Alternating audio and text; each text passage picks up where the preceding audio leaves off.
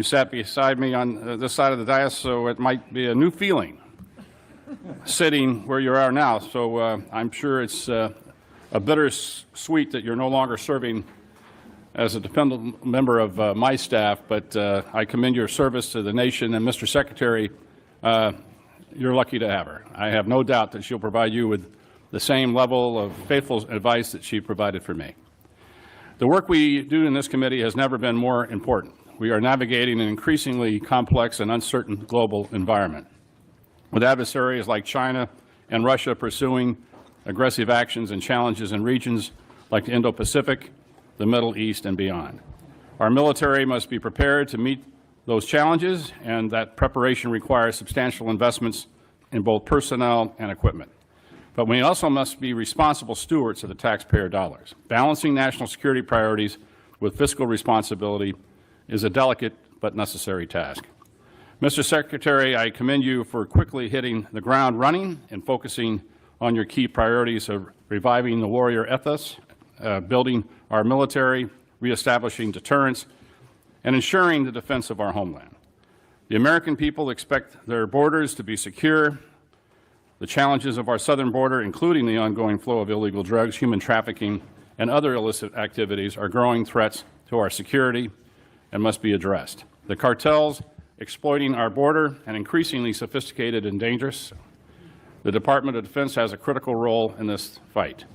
Mr. Secretary, I applaud your efforts in focusing resources to ensure the border is secured. I look forward to more discussion about what resources are necessary to keep the momentum going without compromising our ability to meet threats abroad.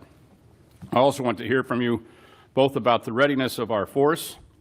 I have heard from senior military leaders and service members alike about the ongoing concerns related to the health of our force, including the need for modernization, the ability to respond quickly to emerging threats.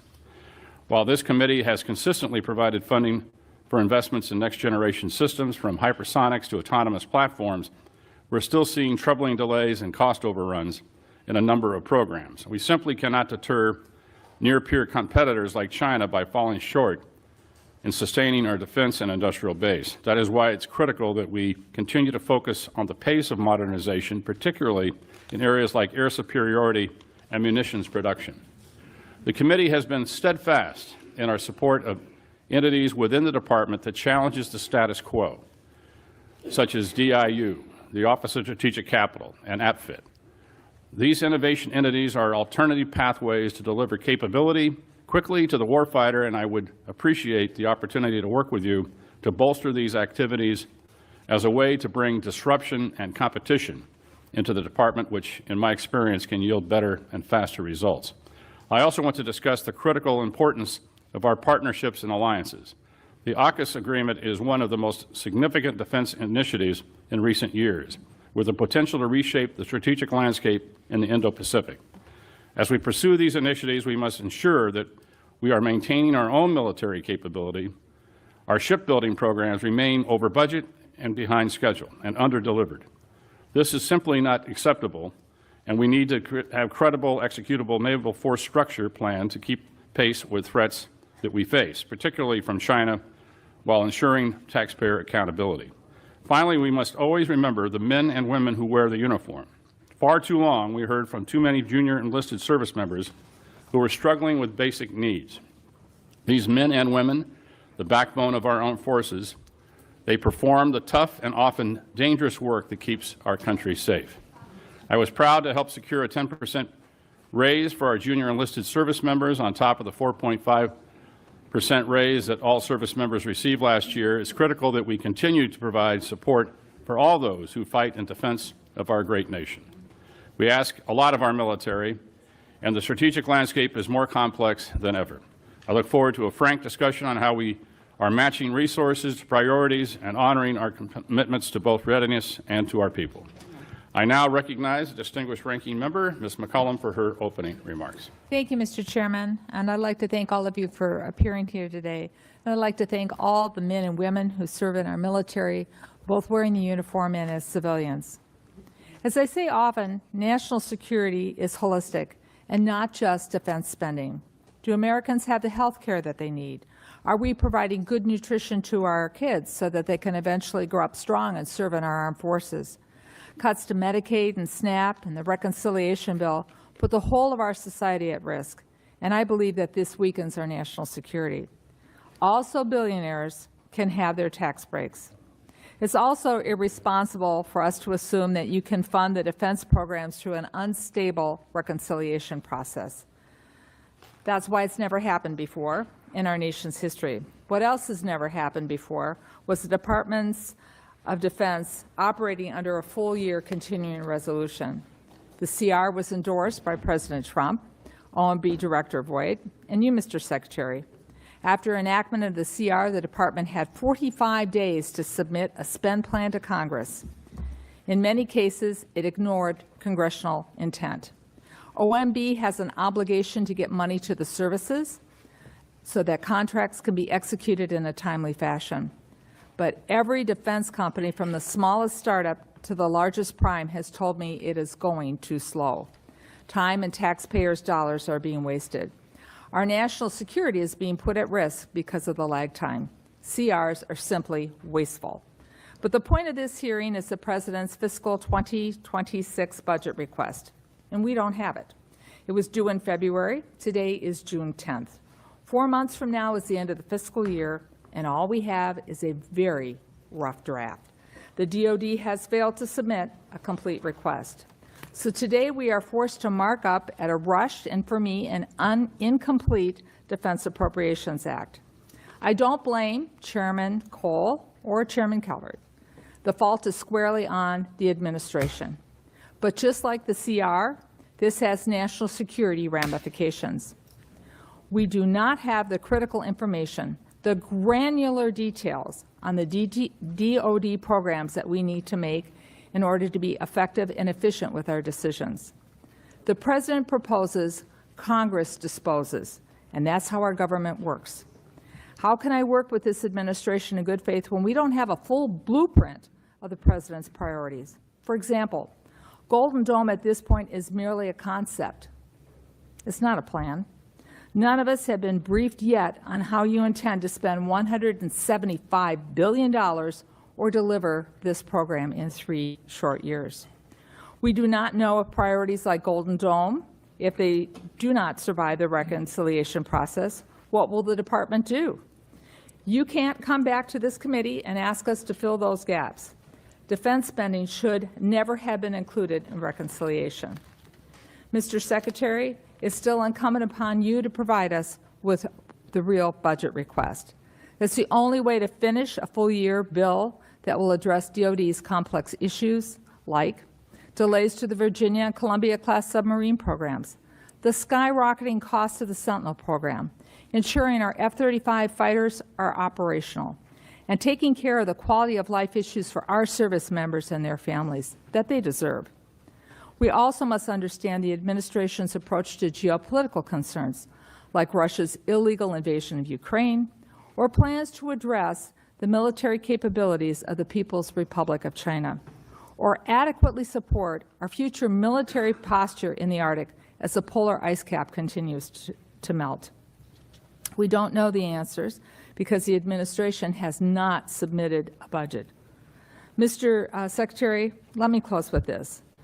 There's no secret that we have some serious disagreements. The President's decision to call the National Guard troops to Los Angeles was premature, and the decision to deploy active duty Marines as well is downright escalatory. Active duty military has absolutely no role in domestic law enforcement, and they are not trained for those missions. I ask you, Mr. Secretary, and I ask the President, follow the law. I was also appalled by your decision to fire Chairman Brown, Admiral Franchetti, and other military leaders who served our nation with distinction. You fired them without giving a single reason why. Many Americans, myself included, have witnessed what is a deliberate effort to silence and diminish the achievements of minorities and women in the military. Their dedication, their heroism, their sacrifice on behalf of our nation deserve recognition, not erasure. As a former history teacher, I know and acknowledge uncomfortable truths about our own history. It is the only way when we recognize them that we move forward together. Since World War II, the department has made great strides in building a military that is more reflective of the population of this nation. That should be celebrated. It should not be reversed. That's how we build a more perfect union. We build it together. But, Mr. Secretary, today I have a job to do. We must provide the resources necessary to make sure our men and women in uniform can accomplish their missions and come home safely. And on that, Mr. Secretary, I'm sure you and I both agree.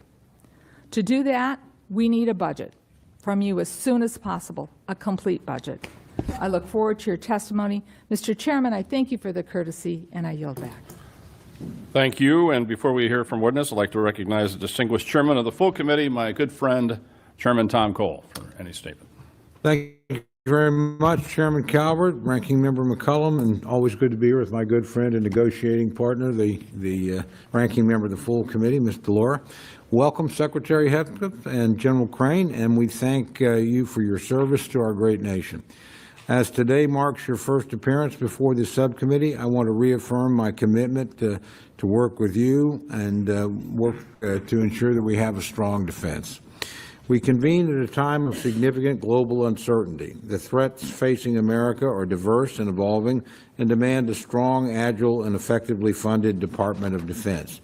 As Chairman of the House Appropriations Committee, my primary responsibility is to ensure that taxpayer dollars are allocated wisely and effectively to safeguard our security. First, I want to address the readiness of our armed forces. We must ensure that our troops are fully equipped, trained, and prepared to meet any challenge. I'm particularly interested in the current state of our defense industrial base and the steps being taken to address any identified shortfalls in being able to meet production demands. Next, I want to address the modernization of our military capabilities. It takes us too long to acquire new weapon systems. Meanwhile, our adversaries are rapidly developing advanced technologies. We must not surrender our technological edge or allow our forces to be under-equipped and outgunned. I'd like to hear about your plans for Golden Dome, hypersonics, and other programs that are evolving with the constantly changing nature of war. It's imperative that we invest in technologies that will define the future fight. At the same time, we must remain realistic about development timelines and avoid overcommitting to a single approach at the expense of adaptability. It's important that this subcommittee understands how trade-offs and risks were approached in this budget. I've been concerned about capability gaps during transitions from one platform to the next. And while space is the next frontier, I'm hearing more and more that space offers an answer to every problem. While I'm optimistic about space-based capabilities, I certainly think platforms like the E-7 offer tremendous capabilities until, and frankly beyond, when space is fully online. We need diversified capability and support for programs across domains to ensure continued military dominance. About the Department's efforts to produce a budget that balances maintaining a strong defense posture with exercising fiscal responsibility. I'll be seeking assurances that the Department's maximizing efficiency and eliminating wasteful spending. And, Mr. Secretary, I look forward to hearing more about what you've done with the efforts undertaken so far. I must say I do agree with my friend, Ms. McCollum. We need more information than we've gotten from OMB. That's not your responsibility, but it's critical for us to be able to make the decisions we're going to have to make. And again, I understand all the complexities of being a new administration. Nobody ever meets the timeline when they first come into office. And we've gotten a lot of good information from OMB, but the reality is we frankly need more than we've received so far to make the decisions that we're called upon to make. I want to emphasize the importance of congressional oversight, and again, I'm committed to working with the Department of Defense to ensure that our national security objectives are met. However, we also have a duty to hold it accountable for its spending and performance. And I think I can speak for almost everyone in this room. No one liked the way the fiscal year 2025 process ended. Again, that's not your fault, that's our fault. And there's plenty of blame to go around, but it's certainly an experience I don't want to repeat. I don't want you or your colleagues at the Department of Defense to have to operate under a CR again for the coming year. I know the difficulties that places on you. Every member of this committee knows that. You've got my commitment. We're going to work hard to avoid that this year. But again, we need some help from all concerned in the process to achieve that goal. And almost no one, again, as I said, liked the way the process ended, but we owe it to the men and women in uniform to get this right. It'll require collaboration with the department to inform and produce a product that will meet that goal. I look forward to being your partner in that effort. And again, I want to thank you for being here today. And again, I want to thank you for your extraordinary service to this country before you assumed this position. I think that's one of the reasons why we've done as well recruiting, is people that are thinking about putting on the uniform of the United States have confidence in you because you've made that decision and you served this country with distinction before you ever came on this post.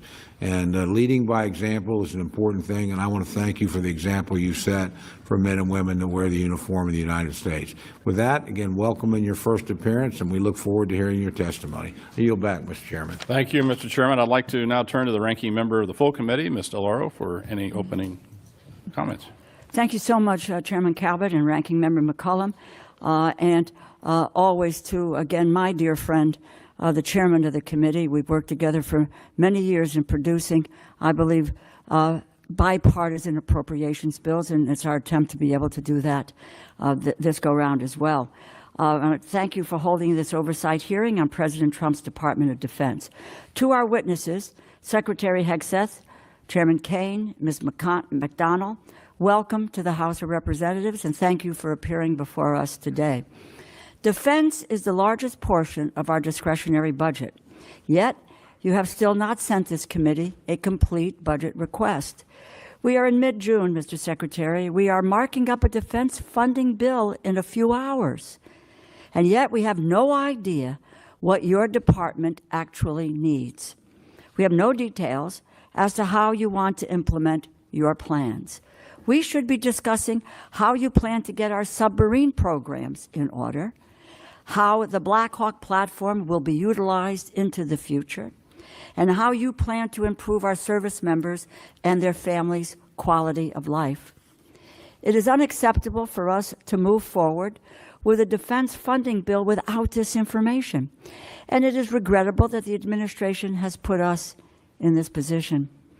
If we cannot complete this process on time, we risk yet another continuing resolution, which is wasteful, inefficient, and detrimental to our military readiness. Already, your methods for funding our nation's defense programs are as unwise as they are unprecedented. You backed the first full-year continuing resolution for the Department of Defense. Particularly, defense has always been opposed to moving in that direction because of the uncertainty that a continuing resolution portends for defense and for the defense and reconciliation process instead of regular appropriations to fund vital programs. The appropriations process is wherein lies the power of the purse, according to the U.S. Constitution. However, this is still an essential opportunity for oversight, and the Department of Defense under your leadership is in desperate need of it. Your tenure as Secretary has been marked by endless chaos. Your first day in office, the Inspector General, whose job is to investigate waste, fraud, and abuse, was fired. Weeks later, you dismissed the chairman of the Joint Chiefs of Staff and 5 other admirals and generals. Your careless sharing of military secrets in a non-secure signal chat, which could have placed American airmen in danger, led to the firing of former National Security Advisor Waltz. You have directly fired several of your top advisors, and the ranks of civilian staff have been decimated within key agency posts, including the Defense Health Agency and the Missile Defense Agency. Mr. Secretary, of all the cabinet departments, stability at the Department of Defense is the most critical for Americans' safety and security. Going after waste in defense and an audit among contractors long overdue, as is a fresh look at defense after what we learned in Ukraine. But that requires thoughtfulness and cooperation, not rash and reckless purges of leadership and rank-and-file staff. And firings based on political loyalty are an affront to what our Constitution and our military stands for and depends on.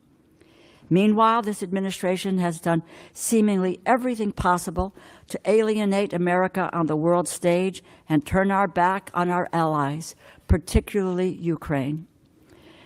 Our belligerent trade wars and the dismantling of our humanitarian mission all have implications for our national security.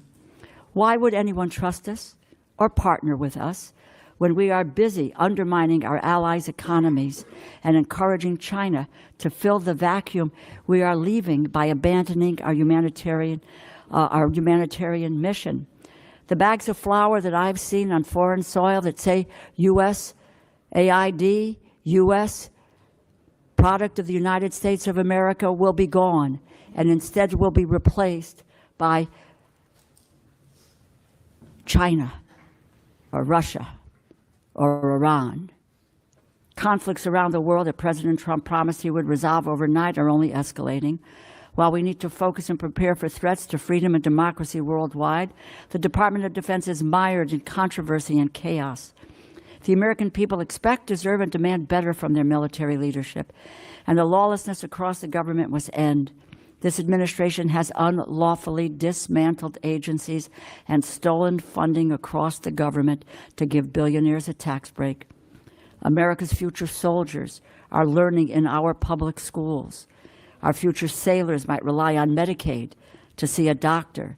Our future airmen and women might only have a meal to eat because of SNAP or food stamps, or they may live in subsidized housing. If tomorrow's service members are worried today about having their most basic needs met, then they are being held back from their fullest potential, and that weakens our national security. National security is not just machines and munitions.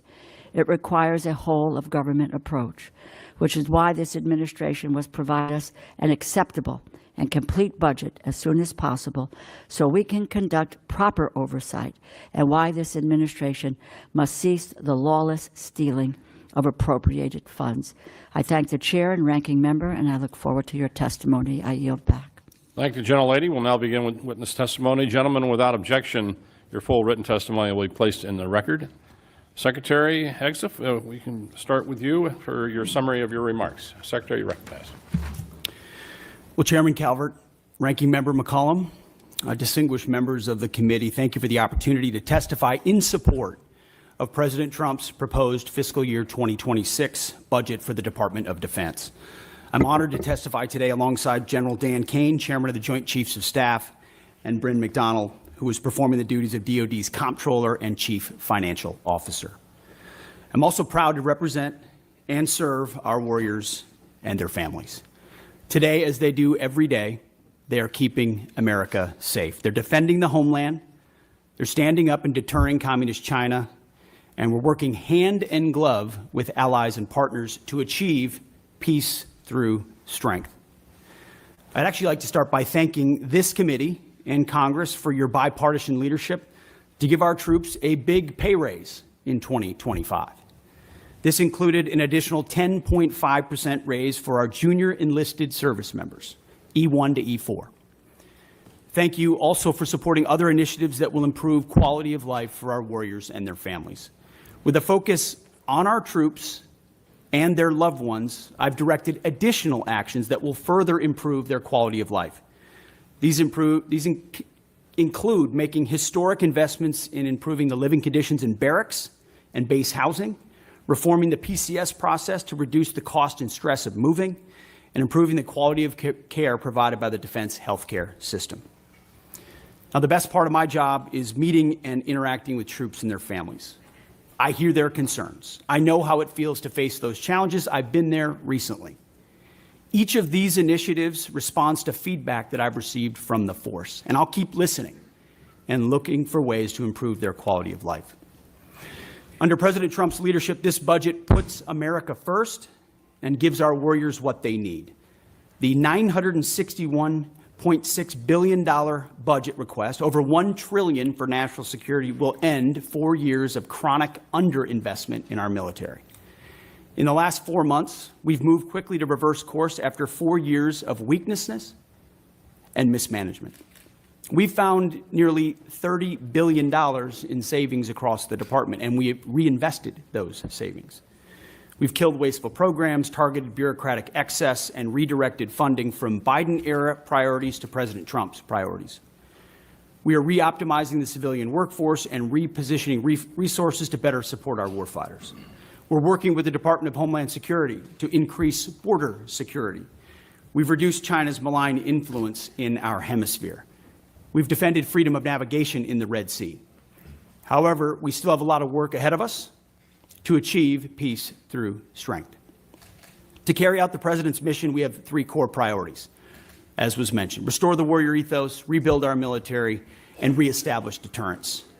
First, we're restoring the warrior ethos. President Trump has charged me with focusing on warfighting, lethality, meritocracy, standards, and readiness.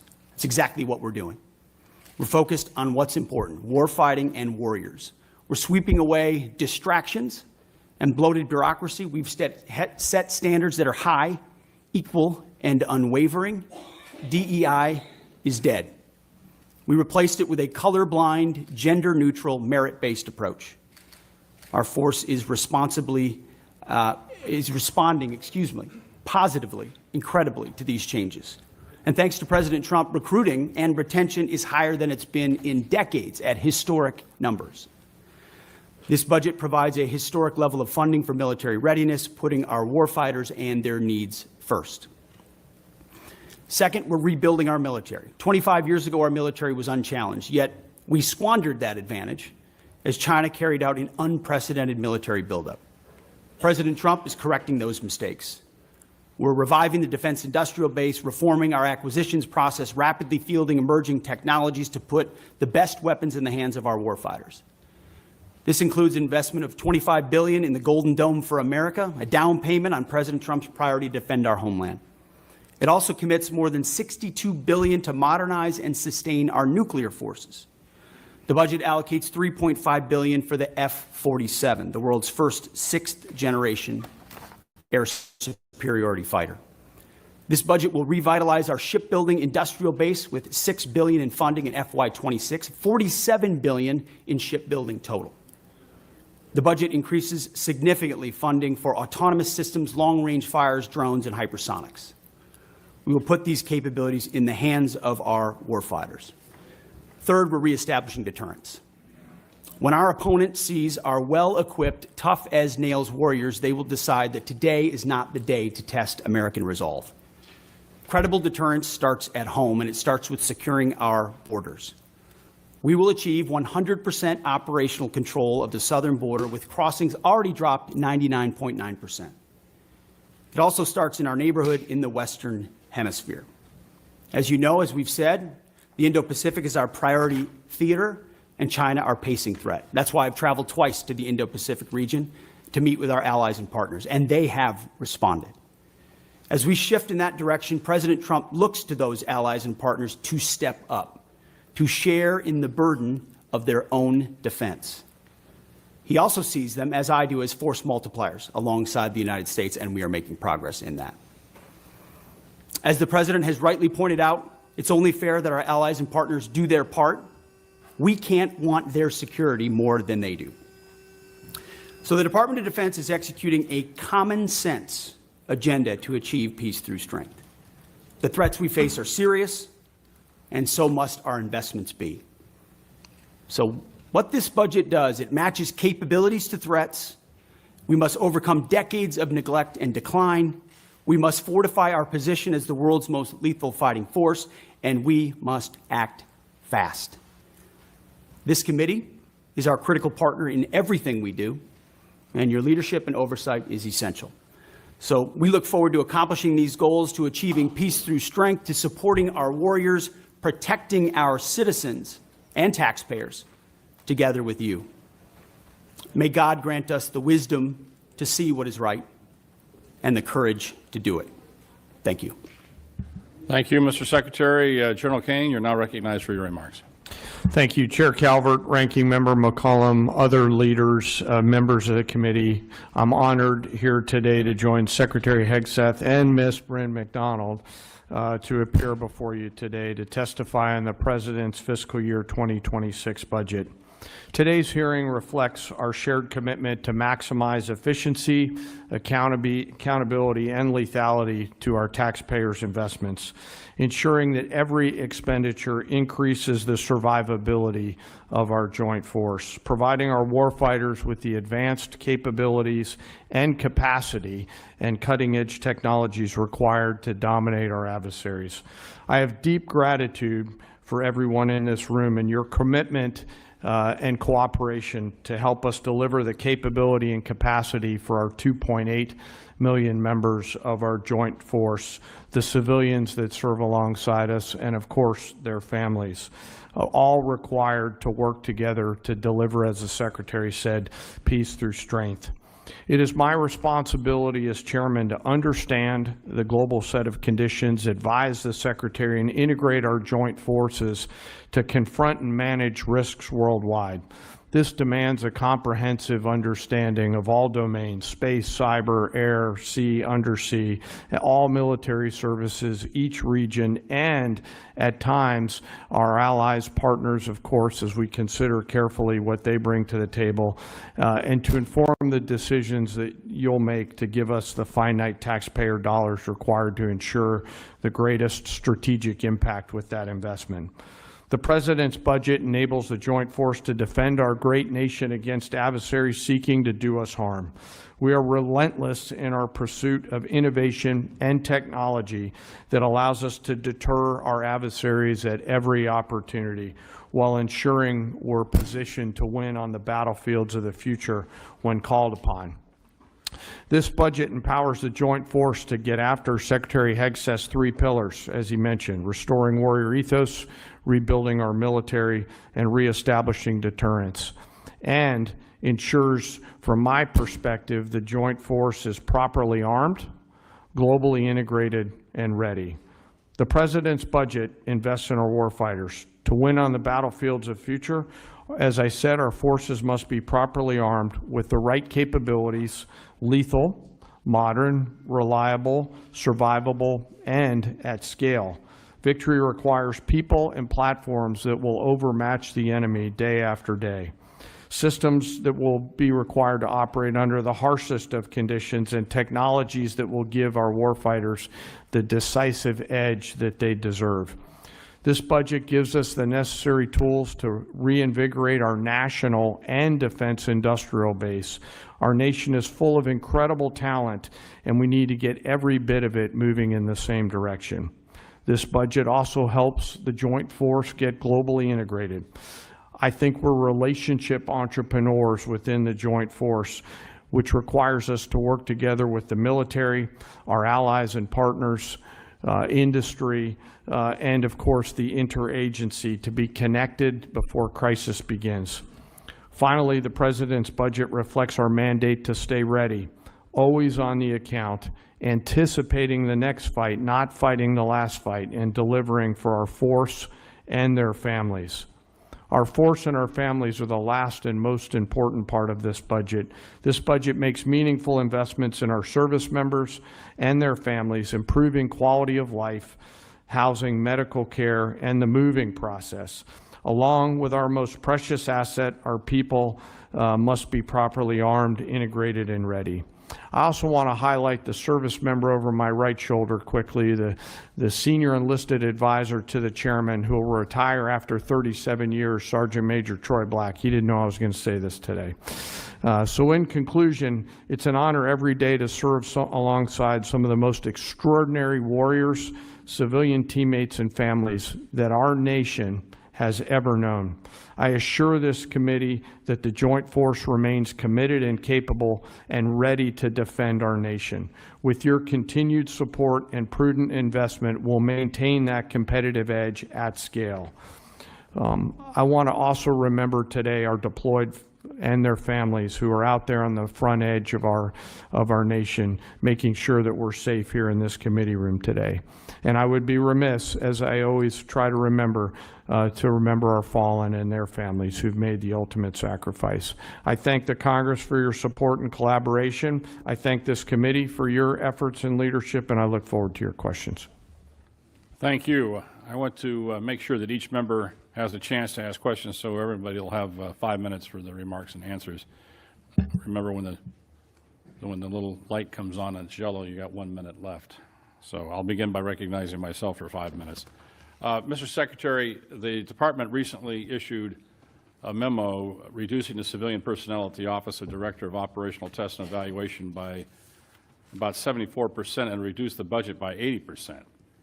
Now, everyone on this subcommittee can attest that I've been beating the drum for reductions in DoD personnel, civilian personnel, since I became a member of the committee, and that's a long time.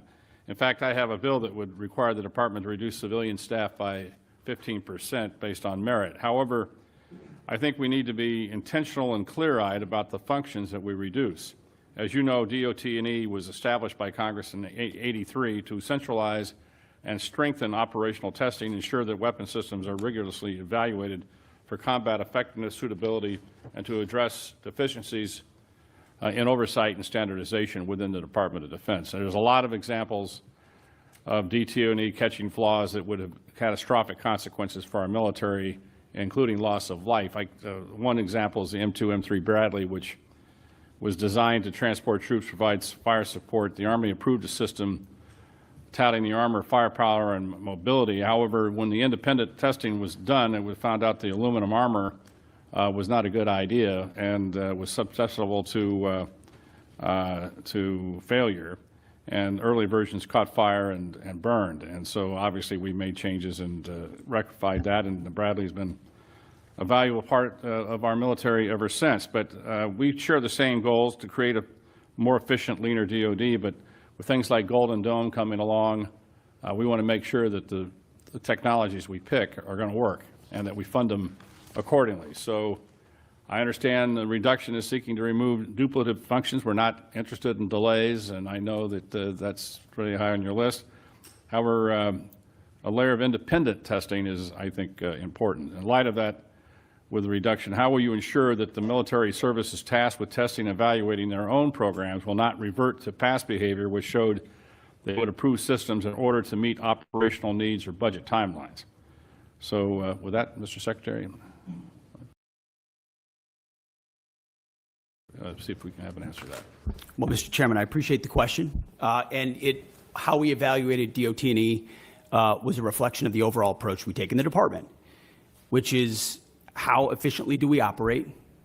Where are the bottlenecks? We talk about the things you talk about every single day. How do we get how do we get systems, platforms, future capabilities in the hands of warfighters as quickly as possible? And so a review led by myself, the Deputy Secretary of Defense, our friends at DOGE who've worked with us have helped us look and identify places where we might find efficiencies. Now, I work, and my hands are directly in the middle of that, to ensure that as we seek those efficiencies and reduce those redundancies, we're not doing so in a way that undermines our capabilities or safety for warfighters in the future. DOT&E, after we got rid of a lot of the really low-hanging fruit of tens of billions of contracts and things that we've reduced, that were duplicative, that were completely wasteful, that were creating PowerPoint presentations that no one was looking at, you start to look at things like DOT&E, testing and evaluation, which in a headline sounds quite significant, and it can be in many ways. But when you ask the services, you ask the joint staff, you talk to the comptroller and CAPE, and you go across the other undersecretaries, there's a universal recognition that DOT&E's mission has bloated and expanded well beyond the scope of what it was supposed to be. And as a result, was expanding by months, and sometimes even more than that, the amount of time it was taking for systems to actually make it in the hands of warfighters. So you still have services and other places doing that testing and evaluation. This remains in place at a right size. So we see it as a right sizing of DOT&E. So it still provides that oversight and ensures across the joint force we're recognizing the challenges, but it doesn't add unnecessary time. So we recognize why it was created. We want it to do its job, but not more than its job. And that's what we believe it's doing by reforming it. Well, thank you for that answer. Obviously, as we expect new systems, new technologies to come online quickly, we want to make sure this committee that we're funding it properly and make sure that you can handle the volume in which that you're anticipating, especially with a new technology like Golden Dome, which you know, we still, as the ranking member pointed out, we still haven't seen a clear definition of what it is and what it's a strategic theater system, lower 48, Hawaii, Alaska, the rest of it, and how these layered systems are going to be put out there to defend the country and to make sure that we're not spending a lot of money unnecessarily. So testing and evaluation is going to be an important part of that. With that, I recognize Ms. McCollum. Thank you, Mr. Chair. Mr. Secretary, I plan to ask you some budget questions about the following: the cost of the Qatar plane, where the money from the Army's parade is coming from, or the National Guard deployments to the border, where that funding is coming from. I honor and celebrate the United States Army, but I'd like to know how much this parade is going to cost. I have sent the department letters on several occasions on this, and I'm still waiting for a response. But then something else happened this weekend, and it needs to be addressed. And that is the President's premature and escalatory decision to deploy not only the National Guard troops to Los Angeles, but active duty Marines as well. Mr. Secretary, we're both from Minnesota. I was in the Twin Cities during the riots that followed the murder of George Floyd. Tens of thousands of protesters took to the streets for days. Governor Walz made the decision to call up the Minnesota National Guard. At no point did we need the citizens of Minnesota request that the Marines be deployed. Our state and local law enforcement, along with our National Guard, who have worked on crowd control, they were more than enough. They were more than capable of handling this situation. History has proven that law enforcement and the National Guard are more than capable of handling situations more volatile than what happened this weekend. We all see the continuous loops on TV, but this looks nothing like the George Floyd protests or the Rodney King riots in Los Angeles in 1992. Mr. Secretary, this is a deeply unfair position to put our Marines in. Their service should be honored. It should not be exploited. The President has issued an executive order and talked about deploying troops across the country. Los Angeles County has 17,000 law enforcement personnel, and the state of California has 24,000 National Guard troops. So that's why the Los Angeles Chief of Police to say, and I quote, "The possible arrival of federal military forces in Los Angeles is absent a clear coordination, presents a significant logistical operational challenge for those of us who are charged with safeguarding the city," the end of his quote. As I mentioned before, in Minnesota, we train for those things together. So there's no need for the Marines to be deployed. So here are my budget questions, though. What is the current cost for what is taking place in California, and how is it going to affect this budget or the budget we're currently serving under? How much are these deployments going to cost for both the Marines and the National Guard? And what training or duties are not taking place because of these deployments? Where in your limited budget, sir, are you going to find, in the remainder of this fiscal year, are you going to pull the money to cover these deployments? What holes are being created?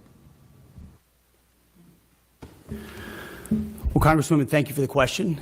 You are right. We are both originally from Minnesota, which is why I recall 2020 quite well, when Governor Walz abandoned a police precinct and allowed it to be burned to the ground, and also allowed 5 days of chaos to occur inside the streets of Minneapolis. The police precinct, ma'am, was abandoned and burned to the ground.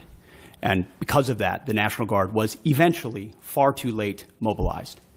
And President Trump recognizes a situation like that, improperly handled by a governor, like it was by Governor Walz, if it gets out of control, is a bad situation for the citizens of any location.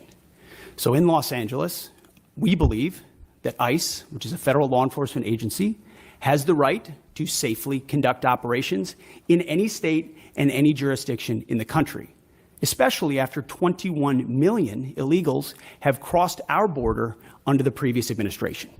ICE ought to be able to do its job, whether it's Minneapolis or Los Angeles. I have limited time. I asked a budget And they are question. being- Could the Secretary please address the budget? Thank you. You asked about the situation in Los Angeles, and we believe asked about ICE the budget. agents should be I allowed to be asked about the safe in budget, doing sir. their operations, and we have deployed National Guard and the Marines to protect them in the execution of their duties, because we ought to be able to enforce immigration law in this country, unlike what Governor Walz did in 2020. There are 17,000 LAPD, you mentioned that. There would be 18,000 if not for the defund movement that folks like Gavin Newsom and Karen Bass have Chairman, implemented. If The police chief if said Mr. she was Chairman, if overwhelmed, the Secretary's not so we going to helped. ask the budgetary questions, I will yield back my time if the Secretary refuses to answer the budgetary questions I put before him. They're important. What training missions aren't happening? Where are you pulling the money from? And how are you planning this in the moving forward? These are budget questions that affect this committee and the decisions we're going to be making in a couple of hours. If you're not going to answer them, please let the chairman know, and I will take back my time and I will yield it back to the Mr. chairman. Secretary, I want to just let us know what accounts you're pulling the money to fund. Thankfully, unlike the previous administration, we've got a 13% increase in our defense budget, and we will have the capability to cover down on contingencies, Mr. which is something the Chairman, National Guard and the Marine plan for. So we have the funding to cover down on contingencies, especially ones as important as maintaining law and order in a major American city. As far as training, all of the units on the ground have been fully trained in their capabilities of what they're executing on the Chairman, ground. ask for budgetary. If he needs to get back to the committee with the numbers, I'd appreciate it, both current and present. Happy to submit them for the record. Gentlemen will receive an answer to the question for the record. Gentleman from Oklahoma, Mr. Cole. Thank you very much, Mr. Chairman. Mr. Secretary, again, welcome. As I mentioned in my opening comments, I'm very concerned about retiring legacy systems. They need to be retired, no problem there, but doing it too fast and not having replacements coming online. I've got a particular concern where E3s, as my colleagues know, AWACS, there's 31 of them in the fleet, or there were. 15 have been retired since 23. They fly out of Tinker Air Force Base for the most part, which is in my district, hence my parochial, but I think legitimate interest here. Very interested in seeing, and this committee's done some important work in positioning us to acquire and field E7s. It's not a new technology. Our friends in Australia use it. Our friends in the United Kingdom use it. It's much superior to what we have. And so, again, this is one of the areas where we're concerned where we don't have the budget information from OMB we'd like. So I'm curious about what your thoughts are on the platform and replacing them. Do you have any idea about the speed and costs that you're planning to move in that particular area going forward? Well, I appreciate the question, Mr. Chairman. And priorities and decisions are what we're in the business of on the budget side, on the capability side. And I think President Trump has charged us with making the big, difficult decisions after a lot of deferred maintenance and deferred decisions to ignore parochial priorities in large part and focus on what the department needs and where it needs it and when it needs it. And that means some tough calls. And there are platforms we've supported as a result. And there's some platforms and systems that we won't support going forward because the services have requested it, or we've identified those are systems and platforms that don't orient toward a future threat. I mean, we've learned a lot from what's happened in Ukraine. We've learned a lot from what China is attempting to do and the systems they're building. So if we have systems and platforms that are not survivable in the modern battlefield, or they don't give us an advantage in a future fight, we have to make the tough decisions right now. That's my job, that's the chairman's job, and it's our job to fund those new systems and make tough calls. So the E7 is an example of that. We're going to fund existing platforms that are there more robustly and make sure they're modernized.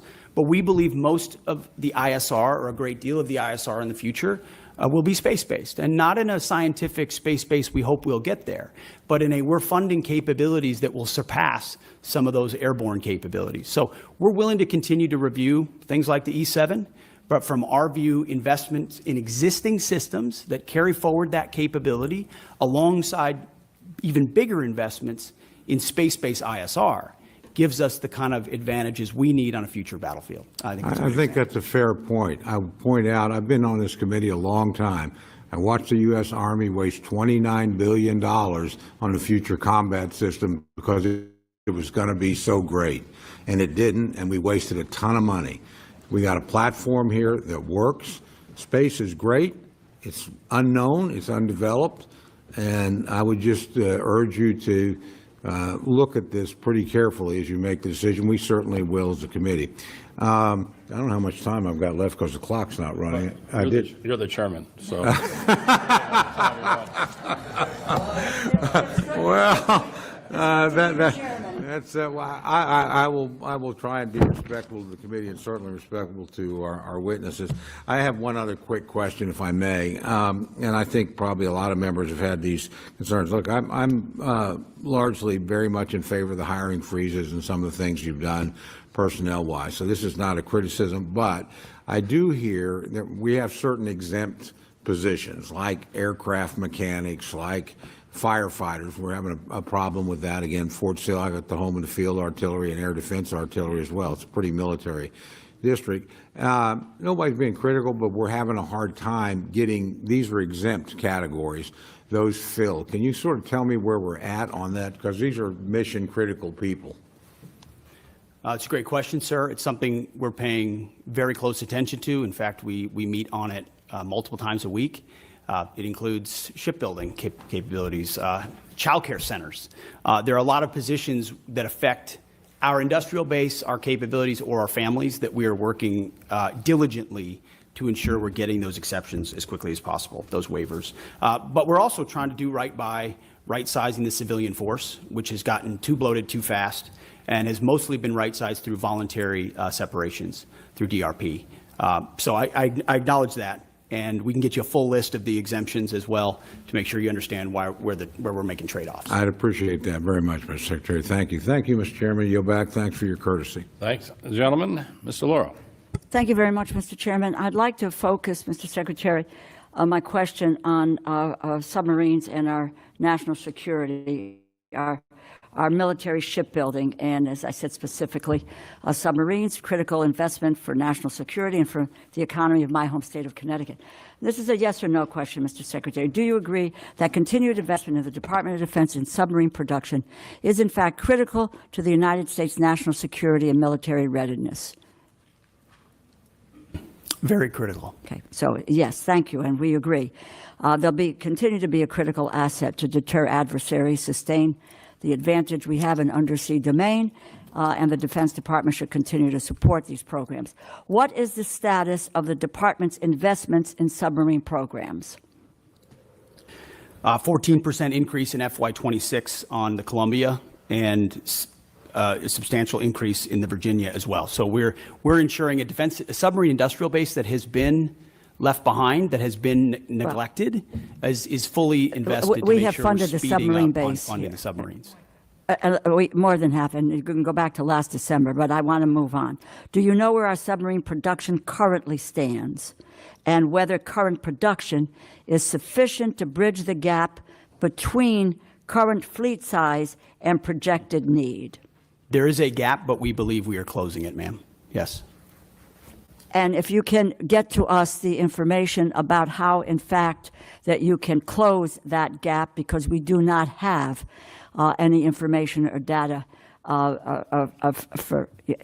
that can substantiate what you're saying. Your department's initial budget proposal includes incremental funding for the Columbia-class submarine. Is that going to raise alarm bells across the defense industrial base by signaling a lack of commitment to the program? No, we could not, ma'am, we could not be more committed to Columbia. The centrality in the triad, ensuring it delivers on time, it's central to the deterrent and the base of the United States. So do you know very how much committed of a to that. financial hole this will create for the defense industrial base? Will there be a financial hole for the defense industrial base in 2026? Certainly not based on our projections. There's not a hole. We're investing in Columbia robustly. Okay, without numbers, it's my understanding the department is planning to move $3.1 billion for the Columbia class from 2026 and spread it over 2027 and 2028.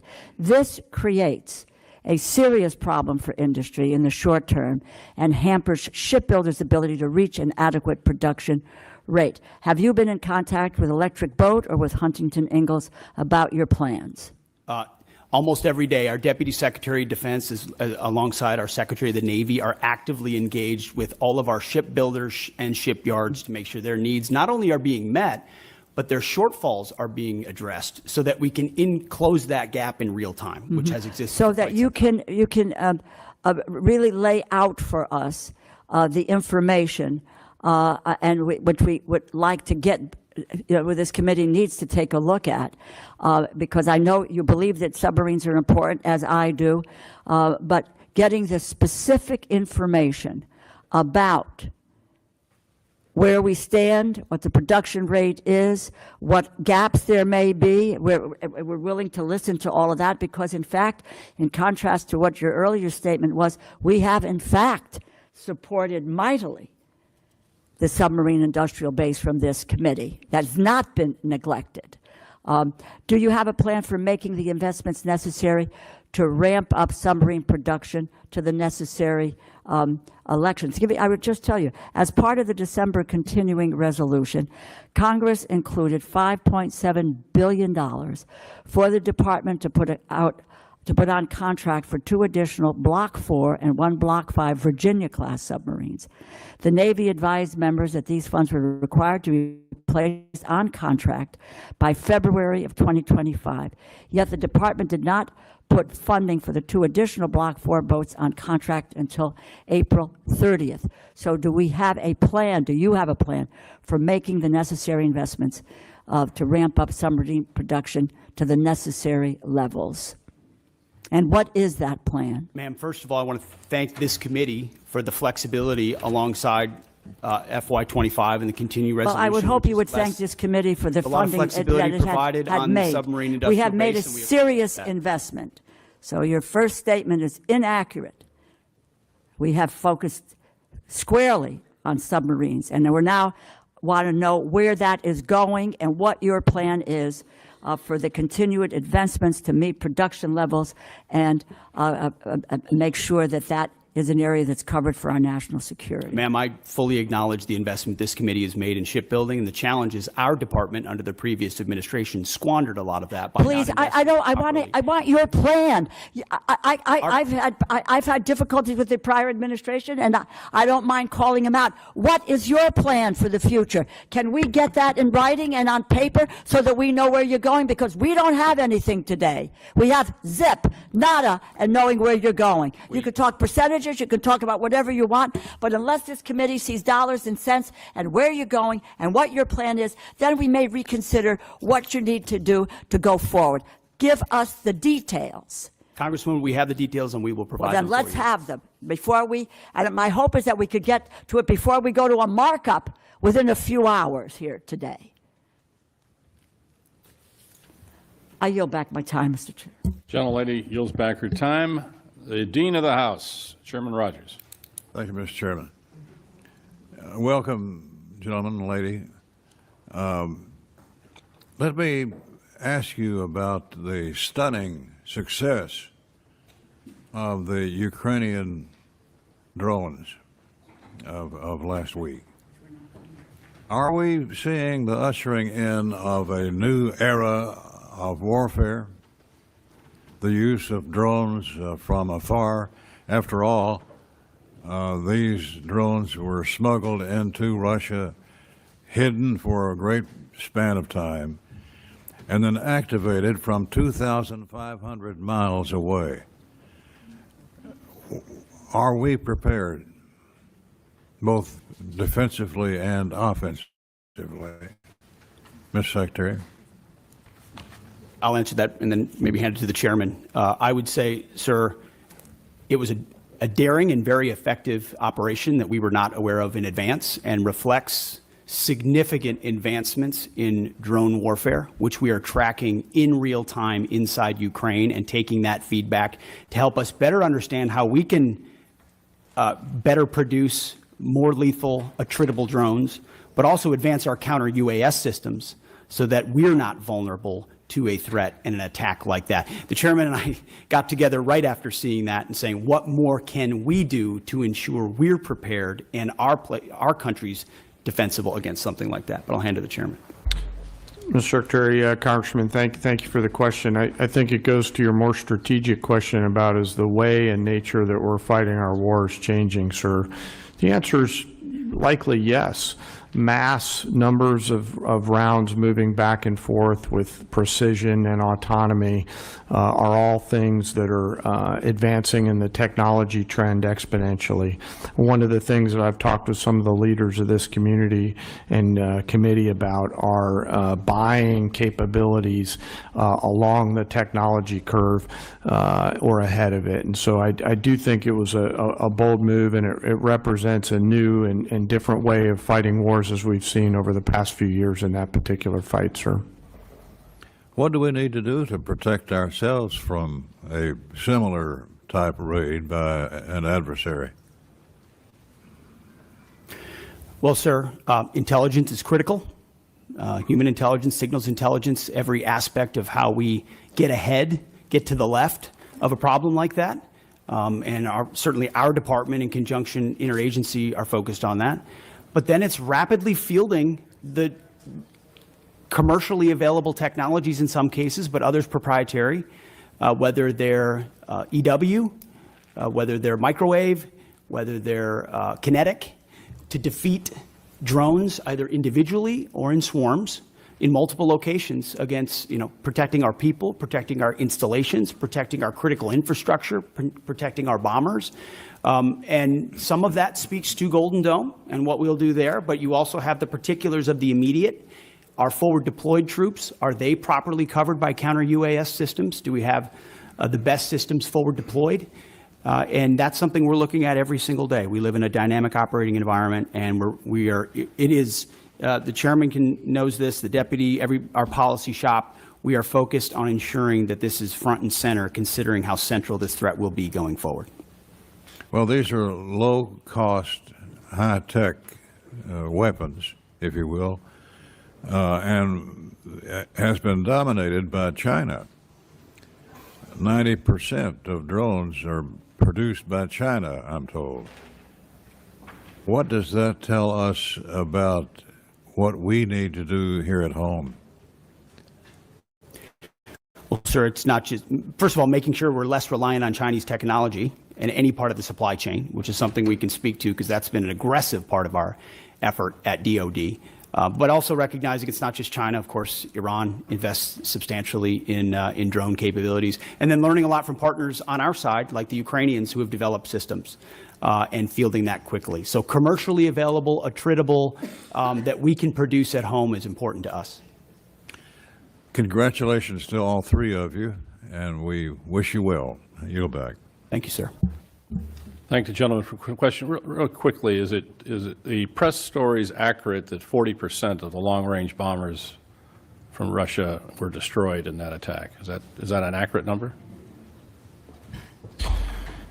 So I'm not exactly sure what the percentage is, but I also know that I may not say that in open session. So I'll take that and get back to you through appropriate channels.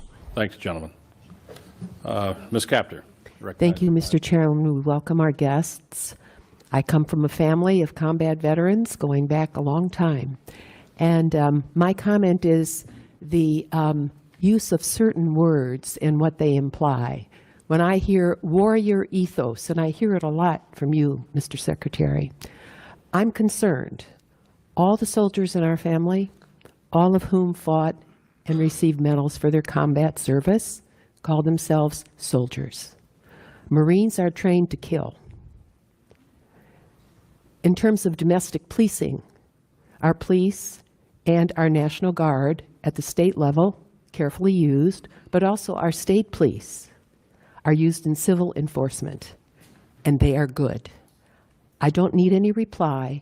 I just am concerned about what those words you often utter actually do in people's minds and change the language we have used since the founding of this republic. So that is a concern of mine. I wanted to go to the General and Chairman, if I could. We've heard a lot this morning about Defense Industrial Base. And this is something I ran for office on a long time ago. We have not made significant progress as a country in this regard. And the places that made things, whether they were machine tools, whether it was composite materials, were left behind. It's one of the reasons for the division in our society. So I am very interested in knowing what specifically and in which accounts, and I hope you can get this back to us within a week and a half, you are going to focus on in order to inject additional resources in the defense industrial base of this country. What will that look like? We are just successful now in helping steel to revive and some of our composite metals. 40 years ago, I wrote a title to the defense bill dealing with strategic metals. Nobody at Department of Defense cared, okay? So I'm interested in which accounts, if you could kindly get back to me on that. And when you say defense industrial base, budget-wise, in which accounts, what does that mean? All right, I don't expect you to answer it now. Can you tell me when you might get that information back to us? Well, ma'am, As we you just said a week and a half, so I know the awesome humans behind me are scribbling madly to come back to that. Can I just make a quick comment? You know, I happen to be a lucky guy that served in the private sector for a while, and I ran a machine shop in Texas along with a metal finishing business. So when we talk about defense industrial base, I broaden that out to really the national industrial base. There are certain components that are made in the defense side, but as you articulate, ma'am, many others are made in the small machine shops out around this entire nation. When I talk about mobilizing our nation, I think of that national, not just defense industrial base.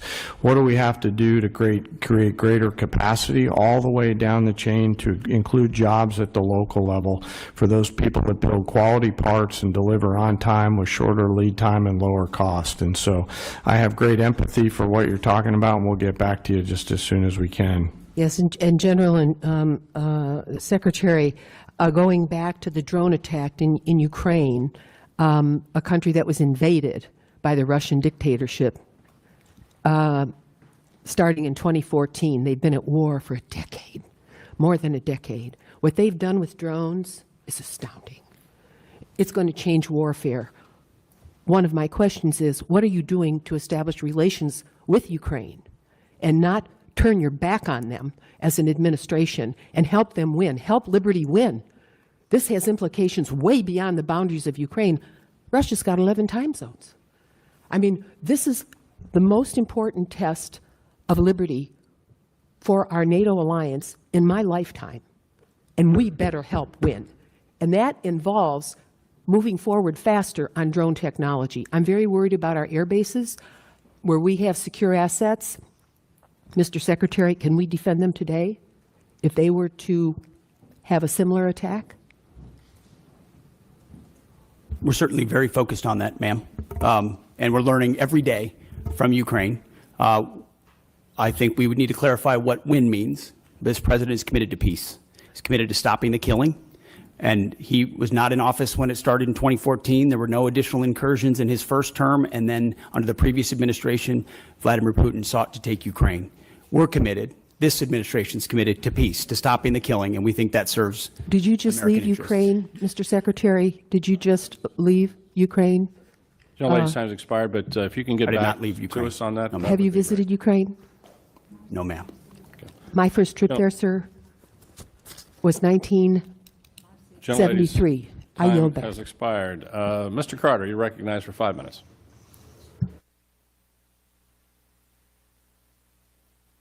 For your service to our country, Robert. We're very proud of you. I'm fully supportive of the Army's outgoing modernization efforts and the recent Army Transformation Initiative that combined the Army's Future Command with TRADOC to become the Transformational and Training Command. How are you both going to create a partnership between the Assistant Secretary of the Army for Acquisition, Logistics, and Technology, and this new command to ensure the acquisition authorities are modernized and synchronized to achieve the maximum lethality and deterrence? I'll take that. Maybe I'll hand it to you, Mr. Chairman, as well. We are very encouraged and supportive of the Army's transformation initiative. General George has been critical to that, as has the Secretary of the Army, Dan Driscoll. And together, it's been a heck of a partnership and a willingness to get at the core issues facing today's Army and ensuring it is reformed and modernized to meet the threats of the future. One of those aspects is merging those commands. And I can tell you, whether it's the warrior ethos or lethality, that is central to why we make decisions, ensuring that we're not making decisions on behalf of bureaucrats or process, but to ensure we're getting the most lethal aspects of what we do front and forward as quickly as possible. And that involves things like Futures Command and TRADOC. And when you merge those things, you have to make sure you're getting rid of things that are redundant and pushing forward things that matter the most. But I'll defer to the chairman. Well, I've shared that commitment completely, and I share this transformation. What do you see as the fundamental capabilities of this command must develop to ensure that we have the lethality and deterrence necessary to succeed in Indo-PACOM? That's where the future is. Sure, I'll first echo the Secretary's respect and appreciation for Secretary Driscoll and General George. They are a team, and that's always great to see from a warfighter's perspective when you have such a nested combat pair, if you will, that are driving at the same set of objectives. I think there's clarity, Congressman, in the minds of both the Secretary and the Chief on the need for things like long-range fires in the Pacific. And in order to pay for those, they're making those difficult decisions down the Army Transformation Initiative in order to pay for them. Well, when we started talking about the Futures Command, one of the things that I was hoping we would do is we would not get a project stacked up on somebody's desk and stacked that high, and when you got down to checking on that, oh, that goes to you, and it goes on top of another, on the bottom of another stack that high. And so we get delayed and delayed and delayed and delayed in certain areas of bureaucracy. I think that is dangerous for our country as we look forward in Indo-PACOM. Yes, and that's sir. why I asked the question.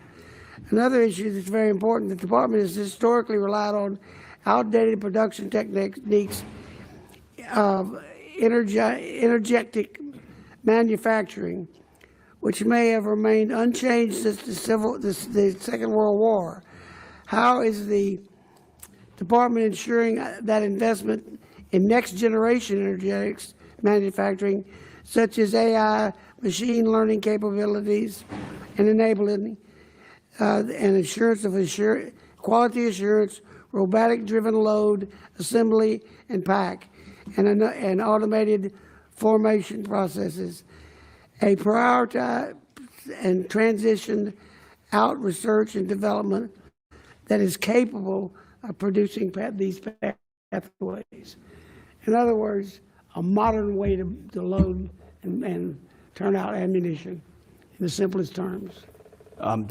We're robustly funding things like DIU, like SCO, like the Office of Strategic Capital, to ensure that commercially available options, other companies are able to compete that traditionally are not involved in procurement at the Defense Department, so that the valley of death is eliminated, and you're able to bring in actual competition and dynamic solutions. Otherwise, ammunition is a great example. It's very antiquated in many cases. We're still making rounds the way we made them after World War II. You have to project out what you want to make, send that signal to industry, and then allow innovators to enter that space so they can bring new technology and rapidly field those new technologies. Otherwise, you're stuck doing it the same way you've always done it. Sure, I was going to add something, but I'll hold off if you're going to roll. You can get a written response to the Yes, sir. gentleman from Texas on that. That's a concern to all of ours, is to modernize our manufacturing capability for we can get back manufacturing to the United States. Well, Mr. Cuellar, you're recognized. Thank you, Mr. Chairman. Mr. Secretary, and all three of you are welcome, and thank you for your service. I represent an area from San Antonio all the way to Laredo, the border. In San Antonio, we got Joint Base San Antonio, the largest joint base in the Department of Defense that contributes over $151 billion to the Texas economy. We support 266 mission partners. San Antonio also has the second largest cyber footprint in the nation, hosting the 16th Air Force cyber. And then, of course, the military facilities that are the best in the country also. Along with that, going down to Laredo, the largest port in the country, 9th largest in the world after 8 Chinese ports. Number 9 in the world is Laredo.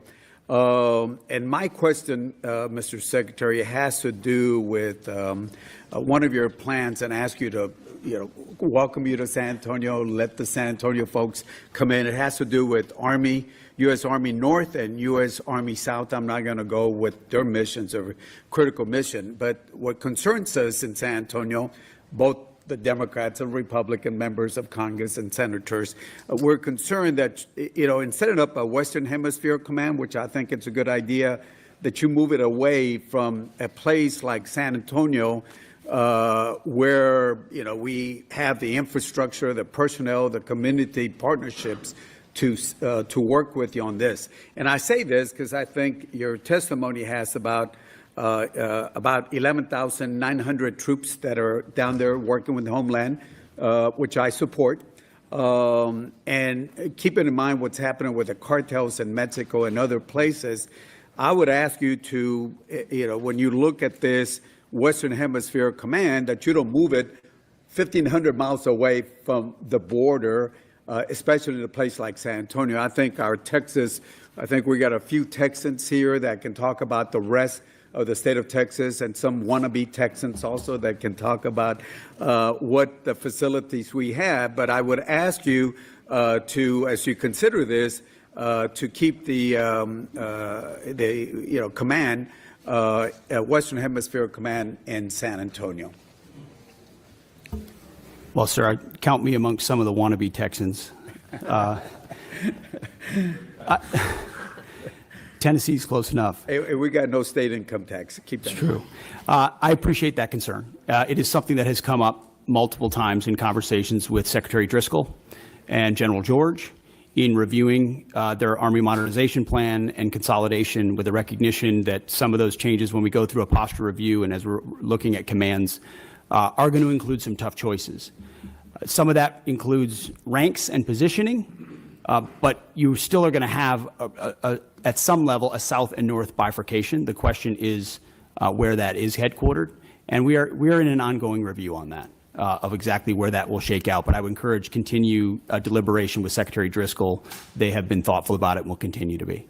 And I understand that there's decisions that have to be made, efficiencies and all that, but just ask you, as you look at that, if we're doing so much investment on the border, and we already got the infrastructure down there in San Antonio and all the support from the other military bases across the state of Texas and the partnership, I would ask you and the Secretary to please, before you make a decision, go drink the water, feel what we have in San Antonio and the surrounding areas in Texas, to consider that instead of just making a decision by the paper on that.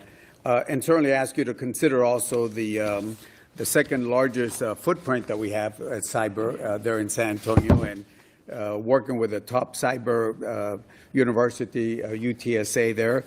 And of course, the military facilities that we have, which are in the best, and certainly during the Afghanistan and Iraq war, that area was looked. So I just ask that before any decisions were made, consider making a trip to San Antonio and have your folks understand that. I know some of y'all have been in Texas before, and would ask you to look at that. So with that, Mr. Secretary, and all of y'all, thank you for your service.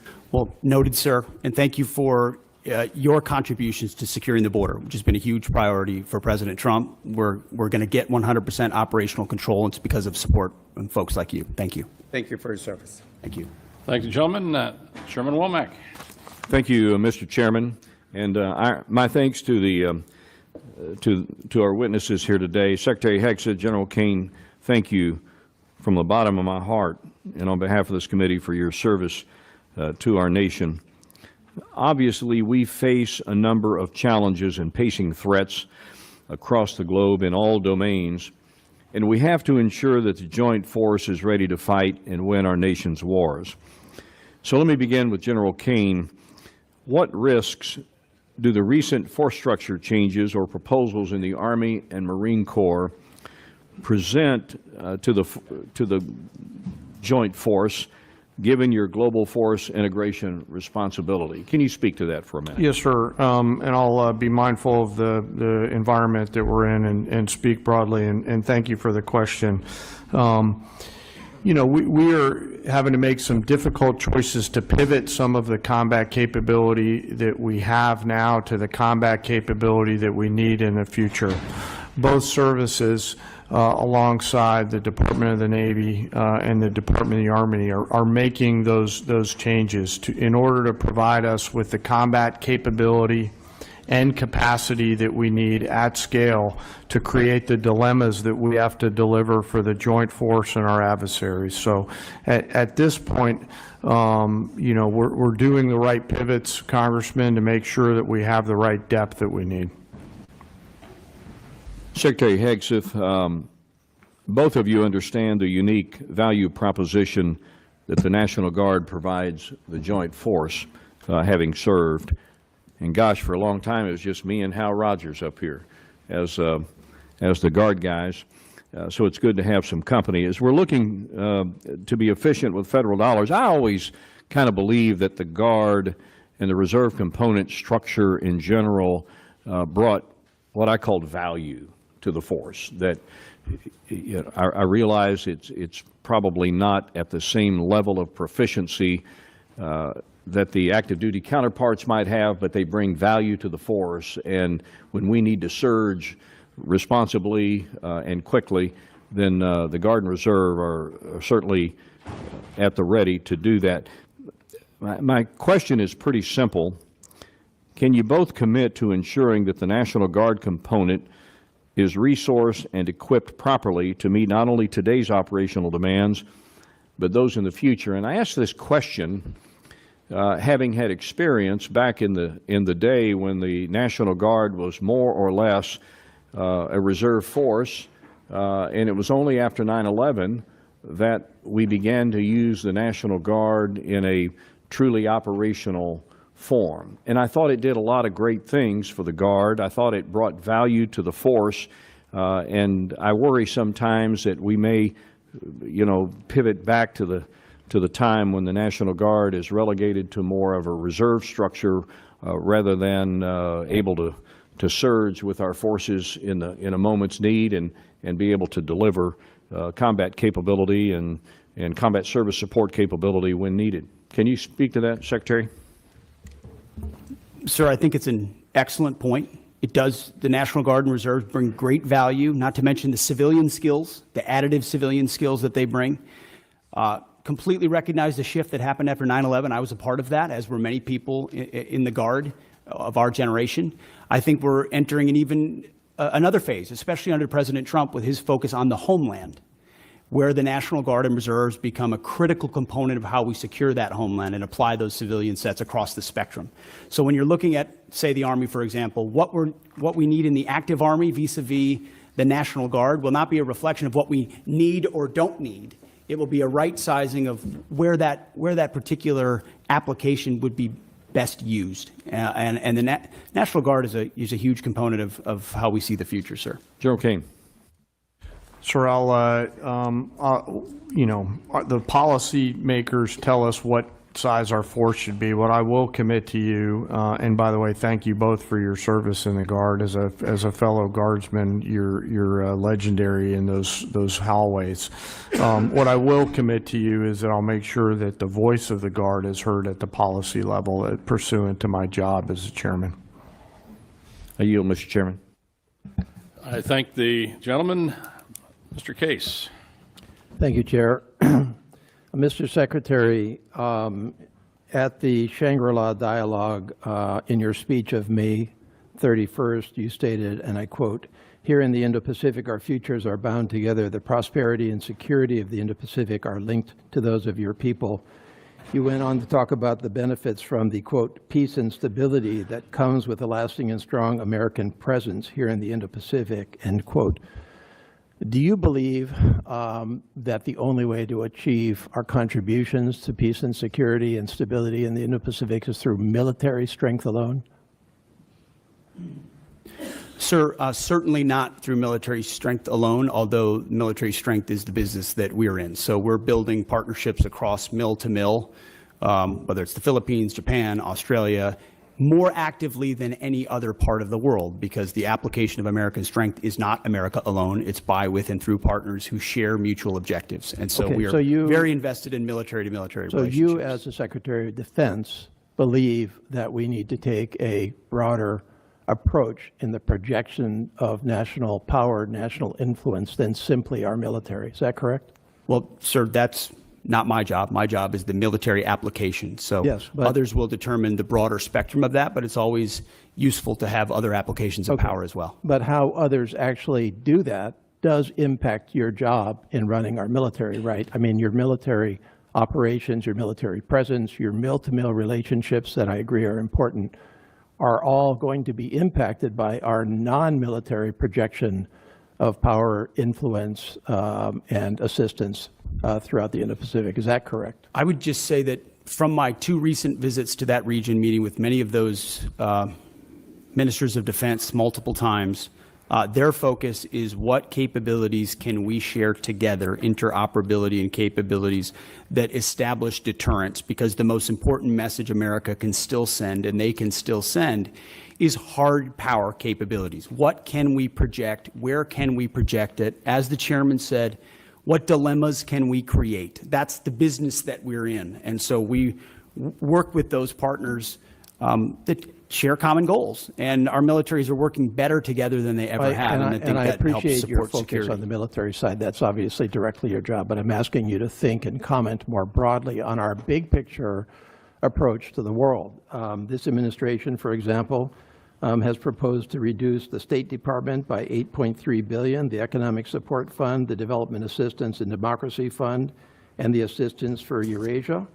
This administration has illegally sought to destroy the U.S. Agency for International Development, and in its budget request, reduce it significantly down to close to zero. This administration has proposed to reduce the international narcotics control and law enforcement effort by $1.2 billion. This administration has proposed to eliminate the Millennium Challenge Corporation, or not eliminate it, but reduce it by $1 billion, a significant reduction. One of our principal agencies that assists us with meeting the needs of the Indo-Pacific in the infrastructure area, and what I think you would agree are key strategic countries such as Indonesia, such as Kiribati, such as the Philippines, such as the Solomon Islands. This administration has proposed to reduce international organization contributions by 83%. This administration is not following through on commitments that we made to the freely associated states, all of which are strategically critical to this country, to expand veteran services in those 3 countries, Palau, the Federated States of Micronesia, and the Marshall Islands. This administration appears to be slow walking the resurgence and expansion of the Peace Corps throughout the Indo-Pacific. Do you think that that will affect your job in the military space with your relationships with those countries? No, sir. I would add to that list the elimination of most USAID programs, which I don't hear anything about because a lot of them were wasteful and duplicitous, and I'm glad we got rid of them. Well, I've had those and conversations as far as with those you mentioned countries. international organizations, the 83% reduction. Again, I hear nothing about that because Have most you of those talked to those international countries? organizations are not serving U.S. interests, and so we shouldn't Secretary, be have you funding them talked to if they're those not countries serving about U.S. the interests. impact? So I don't hear from our allies problems about that. Well, I because don't think you're talking to the those right were not people. part of their calculus Yeah, of American if you talk power. to any one of those countries, they'll tell you that they're deeply concerned with the reduction of non-defense dollars, and it will, in fact, influence our presence and our contribution to your stated goal of peace and stability I and think they security respect in that the we're Indo-Pacific. reducing waste on programs that aren't actually affecting Gentleman, change time's on the ground. expired. Mr. Diaz-Balart. Thank you, and to three of you, thank you. Thanks for being here, and thanks for your service. Mr. Secretary, I have two questions. First one is, and you mentioned recruitment at the beginning. During the last 4 years, we got used to just hearing how the recruitment was not doing well, and it was just the new reality. And then all of a sudden, that reality has changed. If you can comment on why that reality, I think a lot of us know, but if you could talk to us a little bit about this new reality, which you don't hear much about in the press, about how that has changed dramatically. Question number one. Question number two is, a number of years ago, Southcom was moved from Panama to South Florida. There's a lot of reasons for that move. It was to get it because it was in close proximity with others like Jayada South, Special Operations Command South and Homestead, Joint Task Force Guantanamo, the Joint Task Force Bravo in Honduras, the U.S. Coast Guard 7th District, which is the busiest district in the entire country, but also because in South Florida you have this multicultural, multilingual community, and as you know, Southcom deals with multiple countries, 40 different languages, and so it was not just a cost savings potentially, but it was also made a lot of sense. I believe that continues to be the case. Nothing has changed. If anything, what's changed is that the Western Hemisphere has gotten a lot more dangerous. And obviously we have Iranian influence, Russian influence, Chinese influence. I'm very grateful, Mr. Secretary, I don't know how much you had to do with that, of the President's change in attitude on no longer appeasing enemies of the United States in the Southern Hemisphere, whether it's Venezuela or Cuba. But again, there goes the importance of having Southcom where it is. And I just would like your thoughts, if you've had an opportunity to look at that, because it was moved from Panama. It just wasn't in South Florida for the heck of it. It was a decision made. It was the right decision. It's proven to be the right decision. So, two questions. If you can answer them, I'd love to hear it. Well, sir, thank you for the question about recruiting. What changed is a commander-in-chief that America's young people believe in. President Trump was elected in November, inaugurated in January, and at first I called it the Trump bump. But then it became clear that's not enough. This is a tsunami of support amongst young Americans who want to serve under a president who they know has their back, who will fund them properly, who will not use them unnecessarily, and will make sure they are part of deterrence for the country with a focus, first and foremost, on the homeland, then deterring strengths and making sure our allies step up and carry more of the burden. So you've got a historic surge in the Army, the Marine Corps, Navy, Air Force, you name it. Americans are responding because the president says a new spirit. And he's right. And you can feel it in the ranks. You go out to formations, you talk to men and women on the border, they believe in what they're doing in securing that southern border. You talk to them across the world, they're enthused about this new administration and its leadership. So it's President Trump, sir. And then as far as Southcom, it is President Trump's focus on our hemisphere has in many ways reinvigorated the mission of Southcom and the recognition of securing American interests, but also pushing back Chinese malign influence. Panama is a great example of that, but across Central and South America. So Southcom is right where it is. We're grateful for the great work that they do. I've had an opportunity to spend a lot of time with them and their commander, and we work by, with, and through a lot of allies. Mr. Secretary, I'm a little confused. Are you telling me that the folks that are now voting with their commitment to the country are not upset that they're not able to use different pronouns? Is that not a priority for the folks that are now signing up for our military? Well, sir, if they wanted to get a woke indoctrination, they could just go to college. Instead, they're joining the military, where we're focused on the basics. We know men are men, women are women, standards will be high, and we're getting rid of the distractions, the ideologies, the politicization that was in our ranks, so that soldiers, men and women, can do their jobs on behalf of the nation. I think that's all that American people, all the people who want to serve want, is that clarity and that support, and President Trump is giving it. Well, Mr. Secretary, I would also add that I think having you there has made it very clear what the attitude is. And I will tell you, to me, It's really, really refreshing, and I thank you all. I appreciate yield it. back. Thank you, sir. Yields back. Ms. Lee. Thank you, Mr. Chairman. Thank you for being here. Mr. Chairman, I ask unanimous consent to submit to the record an article from the New York Times entitled, "China's Chokehold on This Obscure Mineral Threatens the West Military." Without objection. Mr. Secretary, this article that I just referenced outlines how the Department of Defense paid an Australian firm 10 times more than it paid MP Materials, an American firm, to onshore the full ecosystem of rare earth production. MP, the largest U.S. rare earth producer, has invested $1 billion of its own capital since 2020 and employs more than 800 Americans.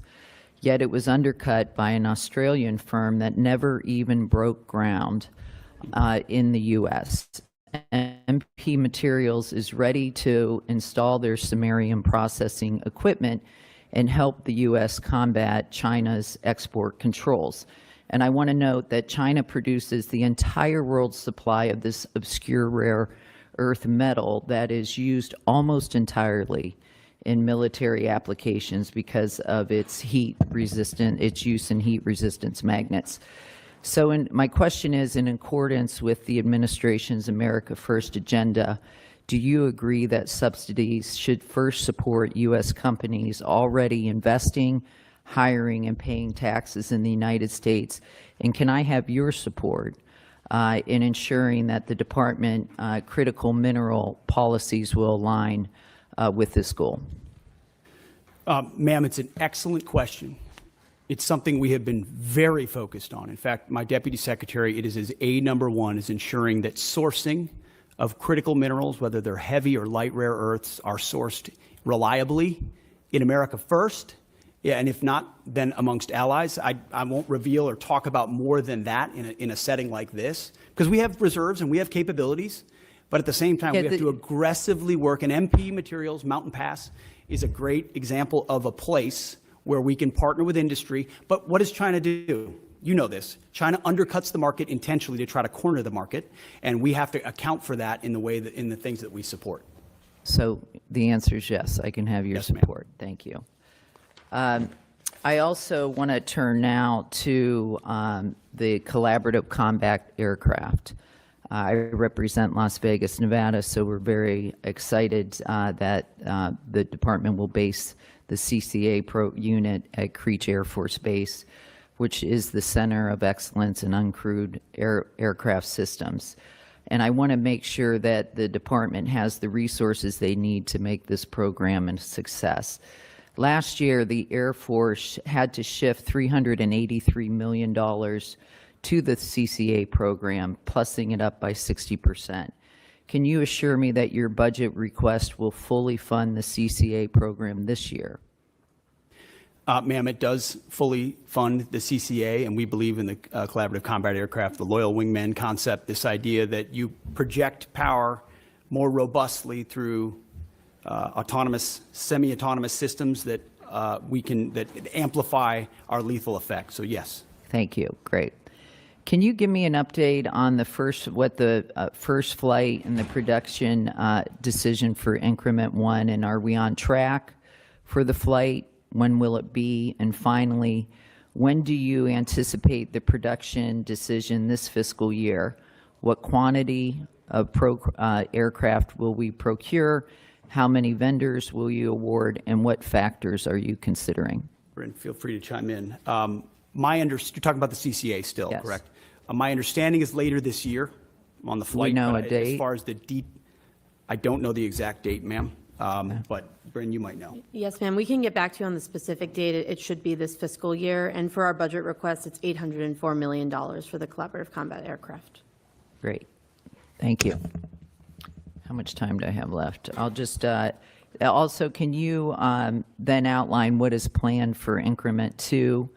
What type of capabilities can we expect, and what timeline and critical milestones? We'll get back to you on that one, ma'am. Okay, thank you. With that, I yield. Thank you, gentlelady. And I'd just like to point out that Mountain is in San Bernardino County, California. So one of the only critical mineral mines only left in the United States. Hopefully that'll change soon. Mr. Joyce. Nope. Mr. Elzey. Thank you, Mr. Chairman. Sergeant Major Troy Black, thank you for all your years of service. You've been serving this country since Ronald Reagan was president in 1988. You leave behind a distinguished career in uniform, wearing that uniform, service to your country.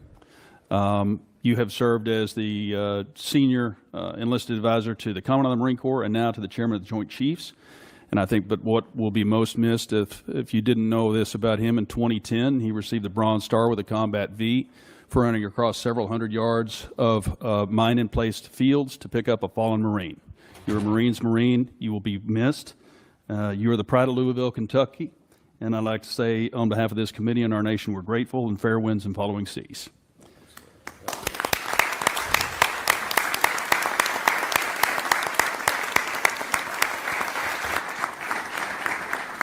Secretary Hegseth and General Kane and Ms. McDonald, glad you're here. I'm personally grateful for your service to our country and for sharing your valuable time with us today. Raising you bring a non-traditional perspective to your tenure as chairman, having been a guardsman and an entrepreneur. Thank you for saying yes once again when called to serve, and also distinguished Flying Cross and 2 Bronze Stars. You didn't get that by sitting behind a desk. You were a fighter pilot's fighter pilot. You helped the plan to bring down Scuds in 2003. So thank you for your service. And Mr. Secretary, I want to salute you for your leadership and action-oriented approach at the Pentagon. You've created a sense of urgency that General Kane refers to in his testimony, and back to the issue of what we're not talking about today, and it's recruitment. Because in this family business, all-volunteer force of ours, parents and their children who want to serve our country are now no longer afraid to sign up for fear of them being misused or not having their merit being rewarded appropriately. So thank you. You've also highlighted our service academies in that effort. Mr. Womack and I both serve on the boards of visitors at West Point and the Naval Academy, so thank you. I also appreciate your guidance on using commercial solutions in acquisition and on reducing the inflation that we have seen in the numbers of flag and general officers. And I think we can make the Pentagon a triangle pretty quick. There are more Navy admirals in the various systems commands than there are in the fleet. That's too many flags in D.C. and not enough at the waterfront or on the flight line. But speaking of acquisition, I want to turn to the plans of a 6th-generation fighter. General Kane, in his prepared statement, states that the F-47 will continue to ensure U.S. air dominance for decades. I'm a fervent supporter of not only F-47, but whatever the FAXX is going to turn out to be. And I want to make that clear to everyone listening. Our Navy, our Joint Force, and our future combatant commanders need the Navy's 6th-generation fighter, the FAXX. Relying only on the Air Force's 6th-generation fighter does not solve our air superiority challenge, because whether they're coming from Guam or Diego Garcia, the DIMPs are already set and the missiles are already guided. It's a non-moving target. An aircraft carrier moves its DIMPy every 30 seconds. So we can't do either of those with only the Air Force's plan by. So we either want to win or we don't, and I know we want to win. We have to do it with the FAXX. And a 3-year delay is a de facto cancellation and a win for China, and they are watching. And don't take my word for it. They're conducting unrestricted warfare against us right now. And if you read the 36 guidelines from the 6th century, and they talk about how do you defeat an enemy, or Sun Tzu, you defeat them at home with fentanyl, by taking out our military members before they can even join, 70,000 a year. They are being successful in how they're doing unrestricted warfare, and that's exactly what they're conducting. They're also showing us their 6th-generation aircraft right now, and there's at least 3 that we know they're working on. We can't give the field to them and say 5th generation is okay for the Navy, but it's not for the Air Force. We must have both. So several well-informed, well-respected leaders shared with us the importance of having both the Air Force and the Navy 6th-generation fighters, Admiral Paparo, General Alvin, and Admiral Kilby, acting CNO. I'm not going to put you all on the spot, but I just want to make it clear. If you'd like to address it, you may. I'm just putting it that it's that important to me. So what troubles me about the Pentagon needing to be a triangle now is that one of my favorite movies is Office Space. Remember Milton? Milton down there with the swing line. We're not really sure what he did, but he sure made a lot of trouble for everybody. I think we have a lot of Miltons in the systems commands and down there in the Pentagon, maybe at Cape, who are telling you that we can't do something when we absolutely can, they need to go. So let's get rid of the Milton. Let's invest in this generational investment. I'd like to thank Chairman Calvert, Chairman Calvert, for his investment in the FAXX and the bill, and present to this subcommittee later today. So thank y'all. Appreciate it. Okay, go Navy. Mr. Morelli, you're recognized. Thank you, General, Chairman. I'm grateful for your service and grateful, Mr. Chairman, for the hearing today. I don't want to pile on, Mr. Secretary, and I'm brand new to this subcommittee, but I will say that in the same way we wouldn't go into battle without knowing the number of troops, our weaponry, the number of armaments, equipment, supplies. It's really almost impossible for this committee to do its job without details from the President, from the Department on a budget request. So I wonder whether or not we could get a commitment from all of you to come back before the committee when the full, the President's budget request has been delivered, so you can answer questions in detail about it. Certainly, we'll make sure you get those details, Congressman.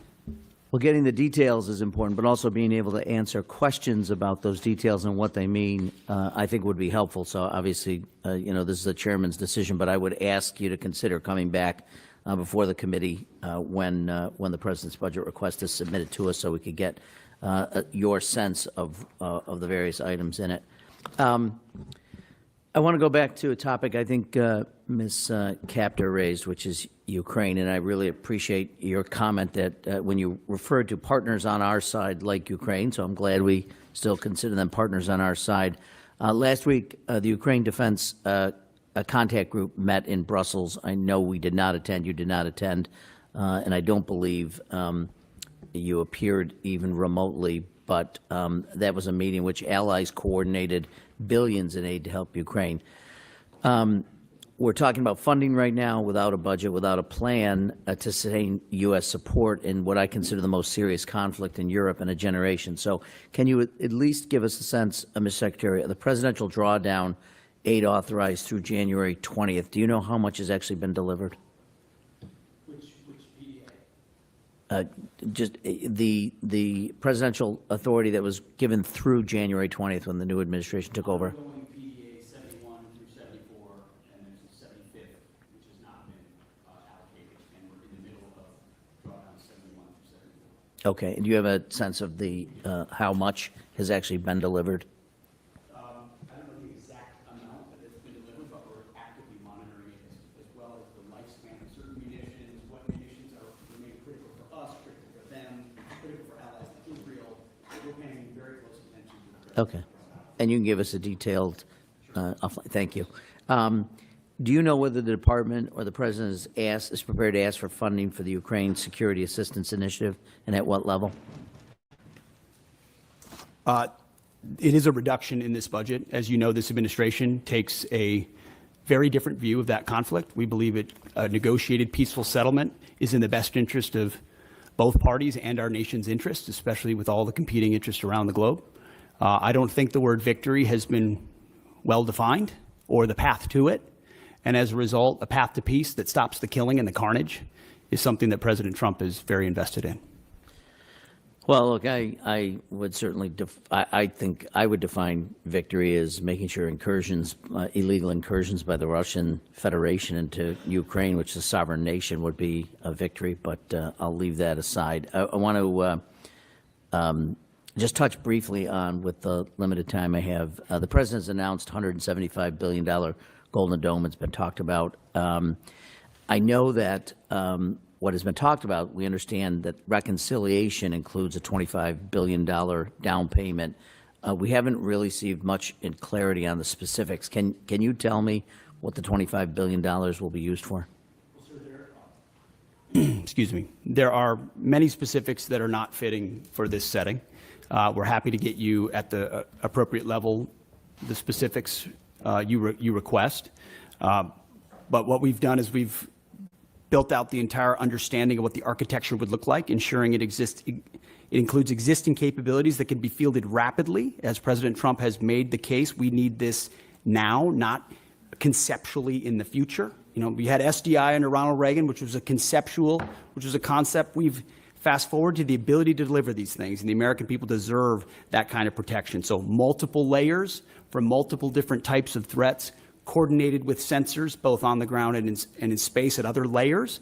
And we've got one of our best Space Force generals fully focused on that project in General Gutlein, who has a background in understanding those types of architectures. So we've pulled the program up to the Office of Secretary of Defense to make sure it's monitored on a monthly basis. Can you tell us what the appropriations request will be for Golden Dome in the 26 fiscal year?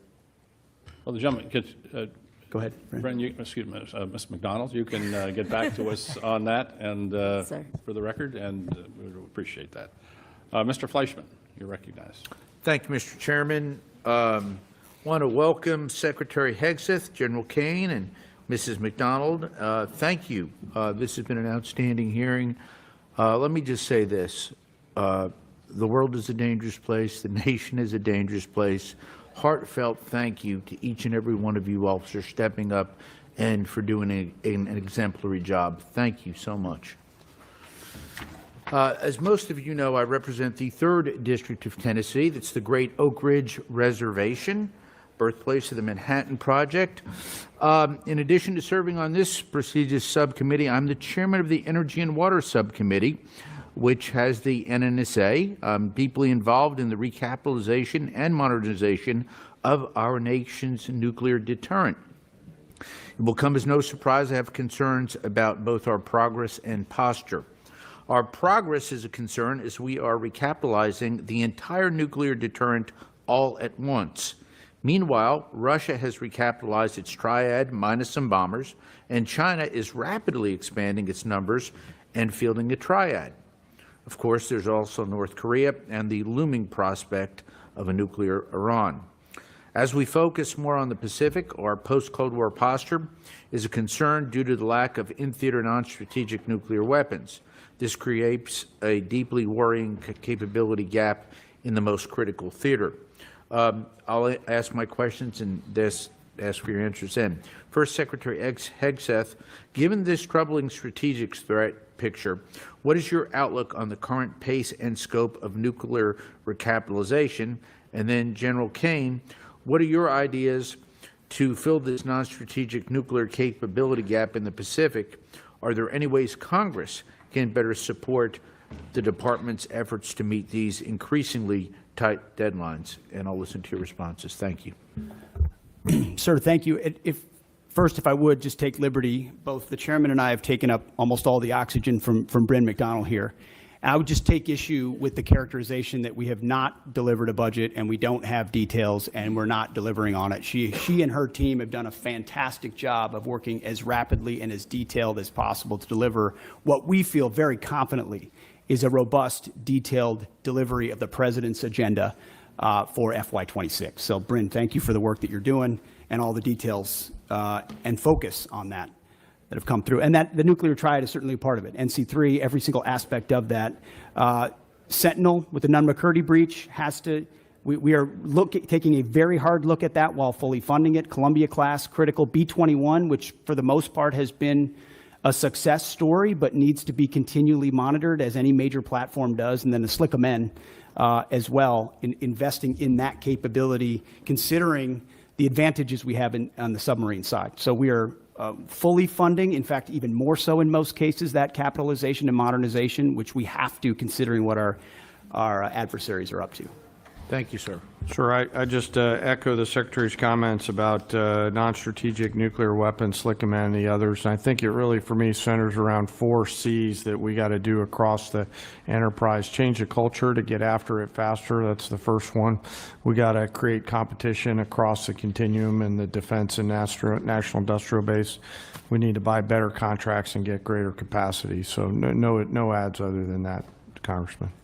Thank you. So if I may, you all feel reasonably comfortable with the way that we're modernizing our triad? Well, sir, I'm not comfortable with the way the Sentinel upgrade had been happening. Understood. With the recognition that it is behind and can't be. And so we're getting at dynamic ways to address that. Different alternatives. Our Deputy Secretary and his team very focused along with Bryn. What do we fund? Why do we fund it? How do we look at new ways to do it? Because the way we've approached it so far has gotten us nowhere fast. Thank you. By the way, I welcome you all to visit Oak Ridge at any time. Thank you, and I'll yield back.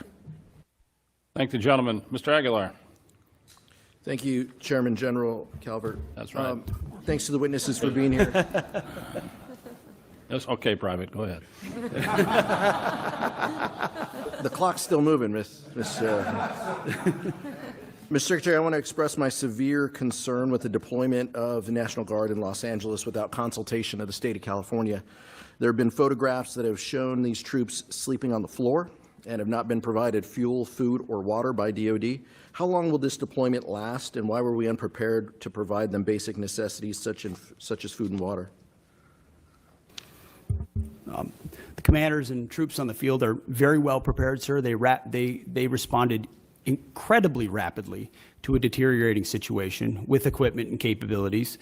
We have made sure from the top down, as the Secretary of Defense who's been in a unit holding riot shields outside the White House during the chaos of the summer of 2020. I know what it's like to be immediately deployed into a situation like that. There are moments where you make do as best you can temporarily, but we are ensuring they're housed, fed, water capabilities in real time from my office, because I care that much about the California Guard and the Marines and the men and women who are supporting our ICE agents on the ground. You should check It's with your true office. every day, and that's a disingenuous attack that misrepresents how much we care about our troops and what they're doing to defend ICE agents. I'm not going to take the fact that we don't care about the troops. Nobody cares more about the troops at the top than this Secretary and the Chairman and our How long will department. the deployment last? We stated very publicly that it's 60 days because we want to ensure that those rioters, looters, and thugs on the other side assaulting our police officers know that we're not going anywhere. We're here to maintain the peace on behalf of law enforcement Secretary, officers in Los Angeles, which you Gavin answering the Newsom question. won't do. What is the estimated cost of the deployment for the Guard and the Marines to LA, and where's this funding coming from? Will it be coming from quality of life programs that affect our service members or our families? If you want to wait till I finish. Before I hand it to such as updates, housing and barracks. Before I hand it to Bryn, the insinuation that we're pulling money from housing and barracks in order to fund this is disingenuous and incorrect. I'm just asking. Bryn can give you the numbers, absolutely. So the current estimated cost is $134 million, which is largely just TDY costs, travel, housing, food, et cetera. Where's it coming from? That's the cost, but where's it coming from? Out of their O&M accounts. With the most recent deployment of the Marines, Mr. Secretary, what's the justification for using the military for civilian law enforcement purposes in LA? Why are you sending war fighters to cities to interact with civilians? Every American citizen deserves to live in a community that's safe, and ICE agents need to be able to do their job. They're being attacked for doing their job, which is deporting illegal criminals. That should happen in any city, Minneapolis or Los Angeles. And if they're attacked, that's lawless, and President Trump believes in law and order. So he has every authority, and he has done mobilizing National Guard or active duty troops under U.S. code to protect federal agents in their job, which is exactly what we're doing, and we're proud to do it. We're proud to do it. 10 U.S.C. of the U.S. Code 12406 as a legal basis that the President used cites 3 examples and circumstances for the Guard: invasion by a foreign nation, rebellion or dangerous rebellion against the authority of the government of the United States, or the President is unable with regular forces to execute the laws of the United States. Which authority is triggered here to justify the use? I don't know. You just read it yourself, and people can listen themselves, but it sounds like all 3 to me. If you've got millions of illegals and you don't know where they're coming from, they're waving flags from foreign countries and assaulting police officers and law enforcement officers, that's a problem. The laws of the United States? No, the governor of California is unable to execute the laws of the United States. The President, you said all the 3 governor apply. of the California has failed to protect his people, along with the mayor of Los Angeles, and so President Trump has said he will protect our agents, and our Guard and Marines are proud to do it. The law also says, Mr. Secretary, that the orders for these purposes shall be issued through governors of the states. You and I both know that President Trump has all the authorities necessary, and thankfully he's willing to do it on behalf of the citizens of Los Angeles, on behalf of our ICE agents, and behalf of our country. We've also pulled $1 billion for the border as well. So this just goes into the same fund, 134. What did Congressman, what's the 134 million? I was asking Ms. McDonald. Okay. 134 million goes on top of the billion that's been pulled for the So the board? funding that was pulled for this year was largely in FSRM, and in this budget, we're actually looking to plus that funding back up to backfill that for our troops and for their families. Thank you. Thank you, Mr. Chairman. Thank the gentleman. Mr. Valadeo. Thank you, Chairman. Thank you, Secretary. Thank you, General. Thank you, Ms. McDonald, for being here. I know a lot of things have been asked already, and since I'm the bottom of the totem pole on seniority here, all my questions get asked first, so I'll hit one that's a little closer to home for me. Secretary Hegseth, thank you for addressing the challenges military families have faced under the Global Households Good contract. I've heard directly from my constituents about these issues, so I appreciate your I've heard directly from my constituents, so I appreciate your directive to review the contract and raise rates during peak PCS season. Can you commit to continuing to work with us to monitor the impact and make further improvements as needed? Sir, I appreciate the question. We heard as well the worsening PCS change of station process that military members are facing, that the new attempt to reform it had failed. And we got that word quickly. And when we did that, we didn't try to excuse it away or cover it up. We immediately confronted the process. We fired the person in charge. And we said, we're going to, in this peak season, plus up the amount we reimburse so that families are reimbursed properly. And we use both systems, the legacy system and the new system, to ensure their needs are actually met. At the end of that process, we will then do a thorough reform of how it actually happens. It hasn't worked for far too long. Everybody knows it. It's about time we take a look at the process. I mean, think about the things we can deliver in real time to people in far-flung places across the country and across the world. And you can't reliably move an E4 from California to New York and ensure that the goods get there within a week. That's a failure of the United States military, and we're going to fix it. I appreciate that. Next question, Secretary Hegseth. With rising tensions involving Russia and China, what steps is the department taking to ensure our defense industrial base can meet surge demands across multiple theaters? Are we seeing adequate investments in munition stockpiles, logistics, and supply chain resilience, in particular when it comes to critical inputs like rare earths and other essential minerals? I would just echo exactly what you said. It's because of the urgency of the moment, the reality of the threats we face, the threats that are joining forces in sort of an anti-American, anti-Western bloc, are developing capabilities that they're fielding and trying in other theaters to refine them. The munitions that we have, where we use them, how we procure them, and what we use them for, the supply chain that goes into the materials on those munitions. Unfortunately, we inherited a department that didn't pay enough attention to that seemed to think sourcing from adversaries was going to be okay in a time of contingency or crisis. We are changing that. Or content to make the same munitions we've had in the past because, well, they were made in somebody's district or they were made in somebody's state, and that's the way we always do it.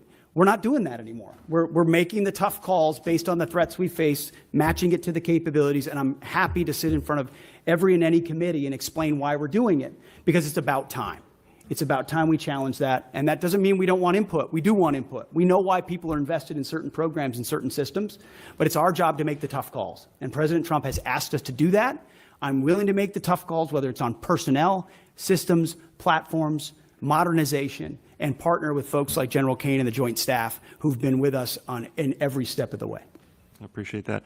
So we got a little more time. So Secretary Hegseth, as the department looks to stay ahead of near-peer threats, will the defense budget continue to invest in hypersonic weapons and defense systems, including unmanned, high Mach, and next-gen aviation technologies? The answer is yes. In a way, unfortunately, the previous administration did not. So if you're looking at long-range fires, autonomous systems, hypersonics are part of warfare of the long-range drones, a part of the warfare of the future. That means we're investing in them to be better than our adversaries. Not accept the fact that we have matching capabilities, but what more can we do to enhance those so we're ahead of the curve? Because when President Trump says we have the best platforms, the best systems, the best fighters, the best ships, the best vehicles, he means it, and we mean business on it, and we're going to deliver it. All right, thank you. And I've got 30 seconds. So General Kane, if Congress had $1 extra to invest today most effectively to strengthen our deterrence posture against China, Russia, and threats in the Middle East, where should it go? 20 seconds. Wow, I'm gonna take 19 of those, Congressman. Probably in munitions. I don't know how much we'd buy for $1, but I'd want to make sure that the joint force is properly armed at scale at the tactical edge, and the youngsters that volunteer to serve have what they need. I appreciate that. Thank you, Chairman. I yield back. Thank the gentleman. Mr. Joyce. There we go. Thank you, Chairman. Secretary, everybody, I appreciate, we had to go out to other, you wouldn't believe this, but there are other hearings taking place. So I went over to bug Secretary Turner and now came back. So it's your turn. Secretary Hegseth, your April 30th memo on Army transportation and acquisition reform directs the Army to expand prepositioned stocks of equipment to the Indo-Pacific. I expect we would need to enhance our industrial base capacity to support this effort. Can you discuss the importance of increasing prepositioned stocks in the Indo-Pacific and how this affects the Army's resources for FY26? It's a great question because it marries up two things that need to be linked and synced and often aren't, right? The capabilities that we have in the priority theater and where we preposition those capabilities. So my job exists on multiple axes of that. One is working with allies and partners to make sure we have places to preposition them, many of which we can't talk about here today. But in the event of a contingency, we can't be relying on a supply chain that reaches all the way back to the States or even to Hawaii or even to Guam. You need to recognize the prepositioning of stocks. But then you have to have those stocks, and they have to be the relevant ones for the systems that you're deploying. And you need a defense industrial base to deliver on that, which is why we've made historic investments in munitions, focusing on priority munitions that would be applied in our priority theater, with a recognition that every munition we spend somewhere else, and I say that as someone who, very proudly, we conducted a very successful freedom of navigation campaign against the Houthis to ensure that our ships don't, and by the way, 2 of our ships transited the BAM successfully, and the ceasefire held very recently. So doesn't mean you don't expend munitions, you judiciously expend them with an understanding that you have to safeguard others for future fights and prepositioning, and then invest in your industrial base. And I think that's why you see a budget with a 13% increase.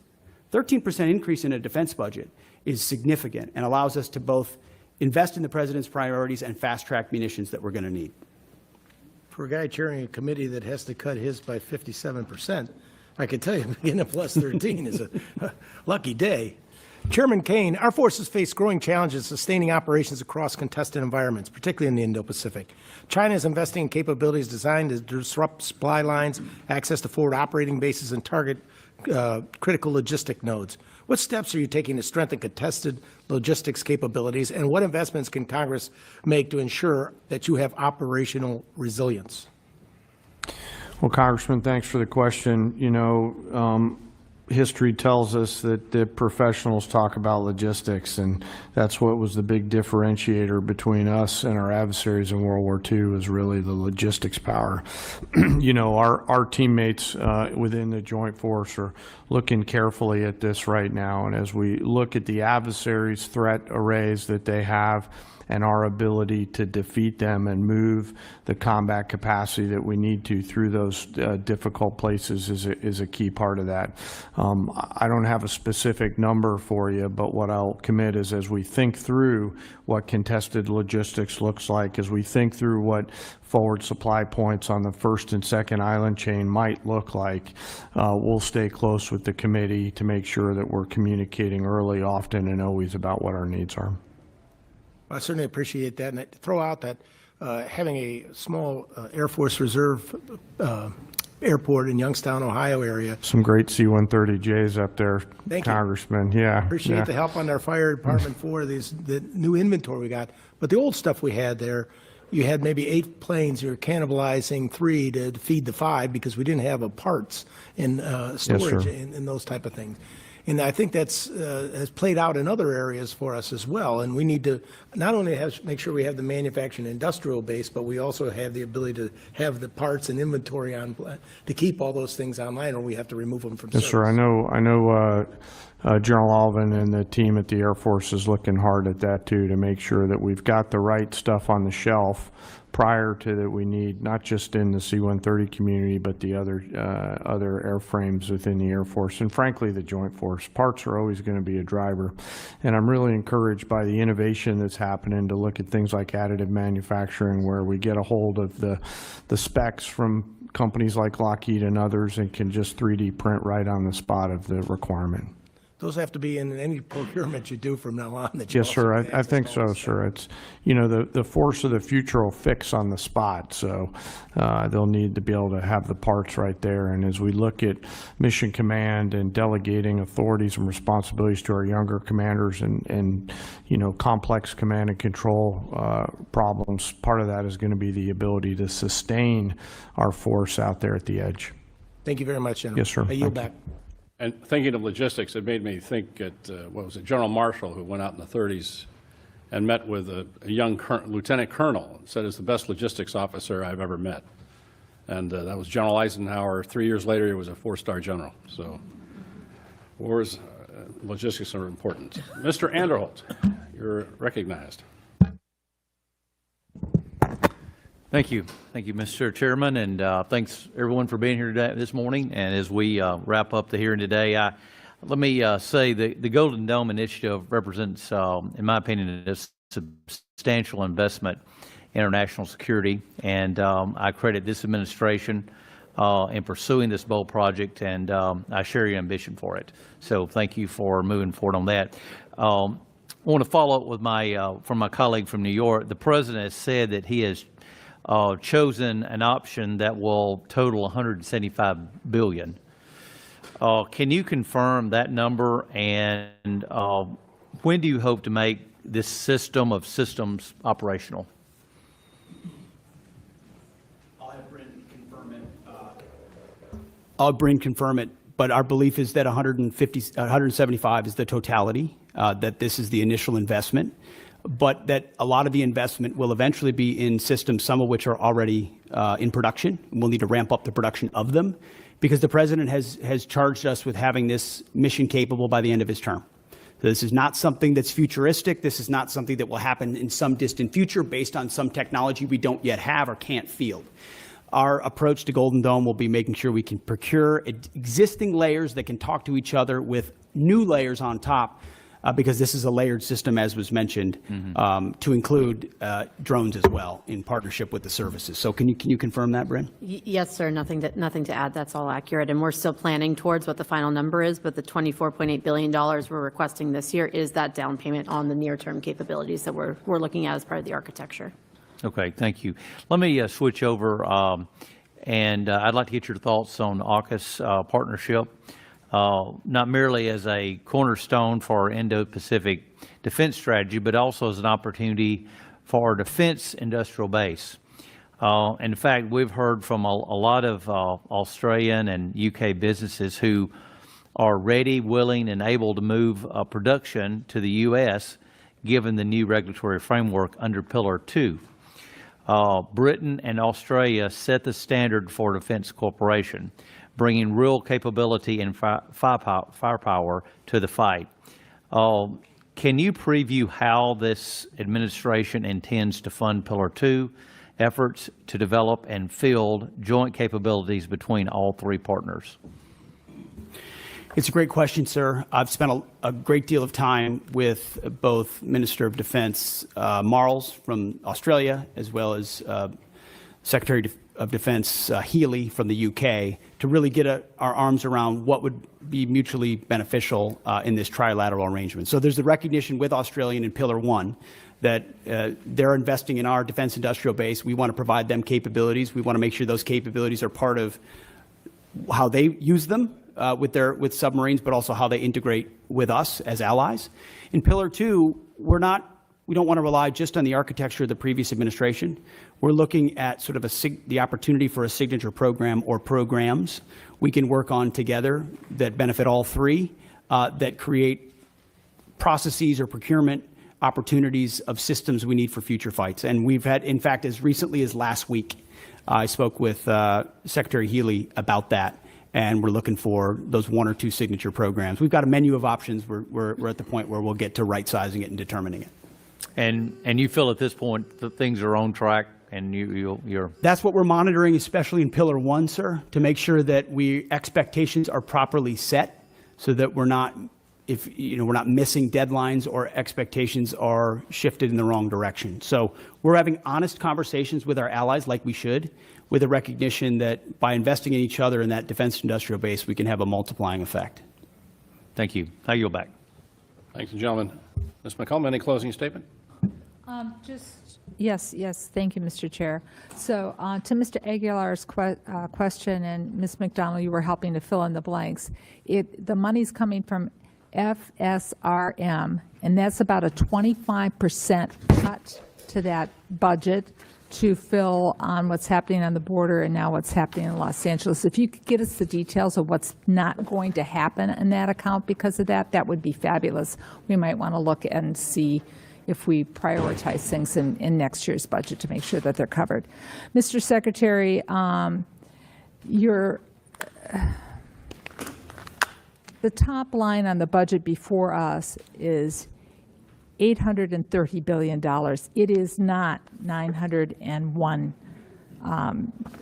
billion. It's just not. That's the number we have to work with. You can talk about an increase. You've got a lot of things baked in. Hopefully that goes in reconciliation, $6 billion for revitalizing shipyards, 3.5 for F-47s, 25 for Golden Dome, but that's all in reconciliation.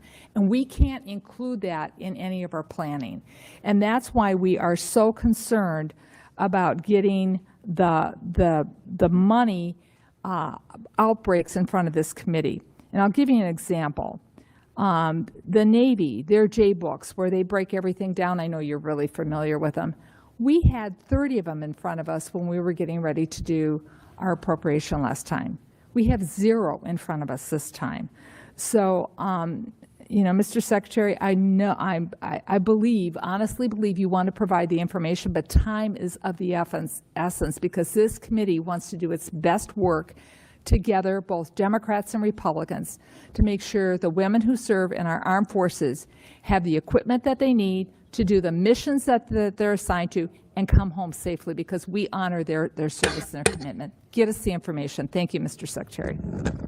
I thank the gentlelady, and I just swear we're going to agree that we need some more detailed information. We're going to go ahead and we're going to go upstairs here and do the subcommittee mark, but then later this week we're going to do the full committee mark on this bill. The Senate is pushing off doing their appropriation bills in general until after reconciliation passes because they want to incorporate that. But we don't have a luxury of time. We'll just have to work out the differences we have in conference. But it's hard for us to do our job without the J-books, without the detailed information, and I know you know that. And so you might talk to your friends at OMB, and if OMB has any friends, I don't know if they do, but and see if they can get this going for us, because it'll be very helpful.